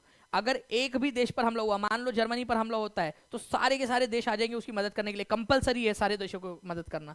तुर्की पर हमला होता है, तुर्की भी नेटो का मेंबर है, सारे के सारे देश आ जाएंगे। USA है, कनाडा भी जो है नेटो का मेंबर है। तो इस तरीके से यहाँ पर एक बहुत ही पावरफुल ब्लॉक बनाया गया है नेटो का। नेटो के बारे में और जानकारी चाहिए आप लोग कहोगे तो मैं नेटो के ऊपर में एक स्पेशल सेशन भी बना दूंगा आप लोगों के लिए। ओके, लोकसभा में कितनी सीटें अनुसूचित जनजातियों के लिए आरक्षित है? तो लोकसभा में कितनी सीटें अनुसूचित जनजातियों के लिए आरक्षित है लोकसभा में? अब आप लोग आंसर करो इसका। चलो, अनुसूचित जनजाति ट्राइब SC और ST, तो यहां पर मैं SC के लिए ST के लिए पूछा है आपसे, आंसर करो, ठीक है, ST के लिए पूछा है, आंसर कर देंगे जब सभी लोग जल्दी जल्दी से। ST के लिए पूछा है आप लोगों से, आंसर करिए जल्दी से। तो आंसर जो है फ्रेंड्स देखिए, SC के लिए 84 है और ST के लिए 47 है। तो 47 कहा दिया है क्या नहीं दिया है? तो none of the above answer हो जाएगा, सिंपल। अनुसूचित जाति लोकसभा में तो E is the correct answer. कितने लोगों ने E आंसर लगाया है? देखिए यहाँ पर मैं चैट रेट आप लोगों का कम है, जिससे पता चला कि आप लोग जो है पार्टिसिपेट नहीं कर रहे हो। अगर पार्टिसिपेट नहीं करोगे तो आप लोगों के लिए ज्यादा से ज्यादा क्लासेस नहीं हो पाएंगी। सभी बच्चे ने, एक एक बच्चे ने अपना अपना जो है योगदान, एक एक वोट जैसे काउंट होता है ना डेमोक्रेसी में, वैसे आप लोगों का एक एक योगदान काउंट होगा यहाँ पर में। तो हर एक बच्चा पढ़ाई करने के लिए यहाँ पर मैं कमेंट में आंसर्स करते रहेगा, ताकि मुझे लगे कि सभी लोग मिलकर पढ़ रहे हैं। तो E is the correct answer. लिख दो SC के लिए कितनी है, ST के लिए कितनी है लोकसभा में। ये बात लोकसभा की हो रही है, ये याद रखना, लोकसभा की बात हो रही है। नाउ लोकसभा में अनुसूचित जाति और अनुसूचित जनजाति के प्रतिनिधियों की कितनी सीटें आरक्षित है, ये क्वेश्चन आप लोग मुझे बताएंगे और इसका आंसर आप लोग मुझे कमेंट करके दोगे। इसका आंसर मैं आप लोगों को यहाँ नहीं बताऊंगा, इसका आंसर मुझे हर एक बच्चा जो है क्या करेगा, कमेंट करके देगा, ठीक है। हर एक बच्चा जो है क्या करेगा, कमेंट करके आंसर करेगा इसका, हर एक बच्चा। मैं देखूंगा कि कितने बच्चों के कमेंट आए हैं नीचे में। SC और ST का मिलाकर, SC और ST का मिलाकर कितनी सीटें हैं और उसका आंसर क्या होगा यहाँ पर में से।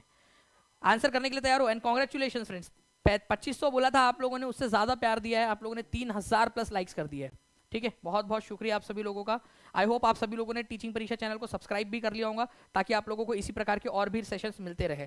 जहां भी शेयर कर सकते हो फ्रेंड्स अपने दोस्तों के साथ में शेयर जरूर करिए आप सभी लोग। इसका आंसर कमेंट में बताएंगे। एक और क्वेश्चन आपको दे रहा हूं, भारतीय संविधान में अनुसूचित जाति और अनुसूचित जनजाति के लिए कहां पर में आरक्षण नहीं होता है? कहां नहीं होता आरक्षण? लोकसभा में, विधान परिषद में, राज्यसभा में, more than one of the above, none of the above. आरक्षण का प्रावधान कहां पर में नहीं है? जिस बच्चे ने इस क्लास का जो है इस क्लास को पूरी देखा होगा वो अच्छे से कर सकेंगे यहाँ पर में। जी बिल्कुल, 9-10 के लिए भी बिल्कुल हेल्पफुल रहेगा शशि बाला जी। ओके, जल्दी से इस क्वेश्चन का भी आंसर कमेंट करके बताइए आप सभी के सभी लोग, जितने भी लोग देख रहे हैं। मैं आप लोगों को फिर से एक बार बता देना चाहूंगा कि रिवीजन बैच लॉन्च हो चुकी है आप लोगों की। 499 रुपीज इसका प्राइस है फ्रेंड्स, ठीक है। बट अर्ली बर्ड जो ऑफर है उसके अनुसार 300 रुपये में मिल रहा है, ठीक है। 300 रुपीज में जो बच्चे पेड बैच में है उन लोगों के लिए फ्री है, पेड वालों के लिए फ्री है। तो आपके पास में 2 चांसेस है, पेड वालों के लिए फ्री है, ठीक है, वालों के लिए फ्री है ये। आप क्या कर सकते हो, या तो रिवीजन बैच ले सकते हो, एमसीक्यूज के थ्रू हम लोग करने वाले, या फिर आप लोग जो है फ्रेंड्स नॉर्मल जो बैच है उनमें से कोई भी ले लीजिए। एक तो आपको पूरा बैच मिल जाएंगी, साथ ही साथ जो सपनों वाली क्लास है वो भी आप लोगों को उसके अंदर में फ्री में मिल जाएगी। तो जितने भी बच्चे वो कर सकते हैं। इसकी जो पीडीएफ है आप लोगों को, ठीक है, इसकी पीडीएफ आप लोगों को जो है फ्रेंड्स ऐप के अंदर में, टीचिंग परीक्षा ऐप में किसी भी टीआरई के बैच में चले जाइए आप लोग। जो सपनों वाली क्लास की एक जो टेस्ट थी जो बच्चों के लिए रखी थी हमने, उसके नीचे में आपको मिल जाएंगी, आप उसमें देख सकते हो। टेस्ट ऑफ सपनों वाली क्लास 10 फरवरी 2024 एक फोल्डर है, उसको आप ढूंढिए ऐप में जाकर। जिन बच्चों ने ऐप डाउनलोड नहीं किया वो लोग ऐप डाउनलोड कर लेंगे। ऐप को डाउनलोड कीजिए, ऐप डाउनलोड करके आप लोग वहां कर सकते हो। आज के आज कर लो सभी के सभी बच्चे, जिन लोगों ने भी नहीं किया ऐप डाउनलोड, ठीक है, और लग जाओ पढ़ाई के ऊपर में आप सभी के सभी लोग। ओके, तो आई होप इन 2 के आंसर आप लोगों ने कर दिए होंगे कमेंट में। मैं हर एक बच्चे का कमेंट देखूंगा कि कितने बच्चों ने आंसर किया इन कमेंट्स का, ठीक है। तो ऐसी अगर आप चाहते हो कि ऐसी ही मैं और भी क्लासेस करवा दूं आपको, अगली होने वाली है जो पेड वाले बच्चे उन लोगों की तो होने ही वाली है टेस्ट, ठीक है। अगर आप चाहते हो कि यूट्यूब पे उसका मैं वीडियो सॉल्यूशन करवा दूं तो भी आप मुझे बताएंगे कमेंट के अंदर में। और जो पेड वाले बच्चे हैं उनका रिवीजन बैच जो आपके सपनों वाली क्लास आपकी चल रही है उसका 4 क्लास और होंगी बड़ी बड़ी जो मैंने कहा, और उसकी भी मैं टेस्ट लूंगा। आप मुझे सजेस्ट कीजिए कि क्या मैं एक ऐसी टेस्ट और लूं जिसमें 8 क्लास का एक साथ रिवीजन हो। कितने बच्चे चाहते हैं जो पहली 4 और आगे की 4 आने वाली 4 उन सबको मिलाकर एक और टेस्ट हो आपकी, ताकि आपकी मैक्सिमम रिवीजन हो। कितने बच्चे इस बात से एग्री करते हैं, हाथ ऊपर कर देंगे, या फिर कमेंट करके बताइए कि जी हाँ सर एग्री करते हैं, ऐसा भी होना चाहिए एक टेस्ट। देखिए मैं आपके कंसर्न हूं आपकी रिवीजन को लेकर। मुझे पता है कि जो बच्चा रिवीजन करेगा वो आगे बढ़ेगा। जो बच्चा इस बात से एग्री करता है वो मुझे कमेंट करके, ठीक है, जैसे ही मैं लेक्चर खत्म करूंगा उसके बाद में कमेंट करके जरूर बताना कि जी सर 8 क्लास का लेना है या नहीं लेना है, ठीक है। तो 4 की तो मैं लूंगा ही पेड में। अगर आप कहोगे 8 वाली भी ले लो तो मैं 8 की भी आप लोगों के लिए लेने के लिए तैयार हूं। जैसे आप लोग कहोगे यहाँ लेना है या पेड में लेना है, जहां भी आप लोग कहोगे, ठीक है, वहां पर भी हम लोग जरूर करेंगे उसको। ओके, सपनों वाली क्लास का जुगाड़ क्या करना है शिवानी भारती जी, बिल्कुल सिंपल सा है। कोई भी आप बैच में चले जाइए, वो उसकी एक वो लिंक्ड क्लास है एक्चुअली पूरी की पूरी पेड के साथ में। ओके, चलो thank you very much friends, take care and bye, God bless you all. और जितने भी बच्चे जुड़ना चाहते हैं टीचिंग परीक्षा के साथ में, मैं उन लोगों को बताना चाहूंगा कि एक सिंपल सा तरीका है। अगर आप लोगों को ये तरीका टफ लगता है तो आप क्या कर सकते हो फ्रेंड्स, आप लोग जो है टीचिंग परीक्षा के यूट्यूब चैनल पर अभी आप लोग हो, टीचिंग परीक्षा, ठीक है, टीचिंग परीक्षा के यूट्यूब चैनल पर हो आप लोग,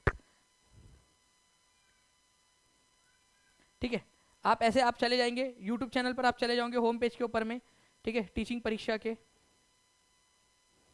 ठीक है, टीचिंग परीक्षा का यूट्यूब चैनल है, ठीक है। यहां पर मैं आप लोग चले गए, आप लोगों का ये देखिए वीडियो चल रहा है आप लोगों का, आप इस वीडियो में हो अभी। नीचे में आप लोग जाओगे, नीचे में आप देखोगे आप लोगों का यहाँ पर में डिस्क्रिप्शन बॉक्स है, देखिए यहाँ पर में 93 मिनट्स आप लोगों की क्लास चल रही है। डिस्क्रिप्शन में जाओगे, ये लिंक ट्री आपको दिख रही है, इस पर जैसे ही क्लिक करोगे ना आप लोगों का देखिए यहाँ पर में एक और खुल जाता है। आपको जो भी बैच आप लोगों ने इसमें से लेना है आप ले सकते हो इसके अंदर में क्लिक करके। टीआरई 4 का कोर्स लेना है आप लोग कॉल कर सकते हो नंबर के ऊपर में, आपको सारी जानकारी मिल जाएगी। कुछ भी करना नहीं है, जनरल स्टडीज की बैच लेनी है, इसके ऊपर में क्लिक करोगे, ठीक है, आप लोगों को मिल जाएंगी। जो भी आप लोगों की बैच है उसके ऊपर में आप क्लिक कर दीजिए, आप लोगों को जो है फ्रेंड्स आपके मोबाइल के अंदर में वो रीडायरेक्ट हो जाएंगे और आप लोगों को वो क्लास मिल जाएंगी, ठीक है। चलिए तो मिलते हैं हम लोग नेक्स्ट क्लास में, तब तक के लिए अगर कोई दिक्कत आती है आप लोगों की तो आप लोग क्या कर सकते हो फ्रेंड्स, टीचिंग परीक्षा के साथ में जो है नंबर के ऊपर में क्लिक करके, नंबर के ऊपर में कॉल करके भी जानकारी ले सकते हो। ओके, चलो thank you very much, take care and bye, God bless you all, thank you very much friends, bye, thank you.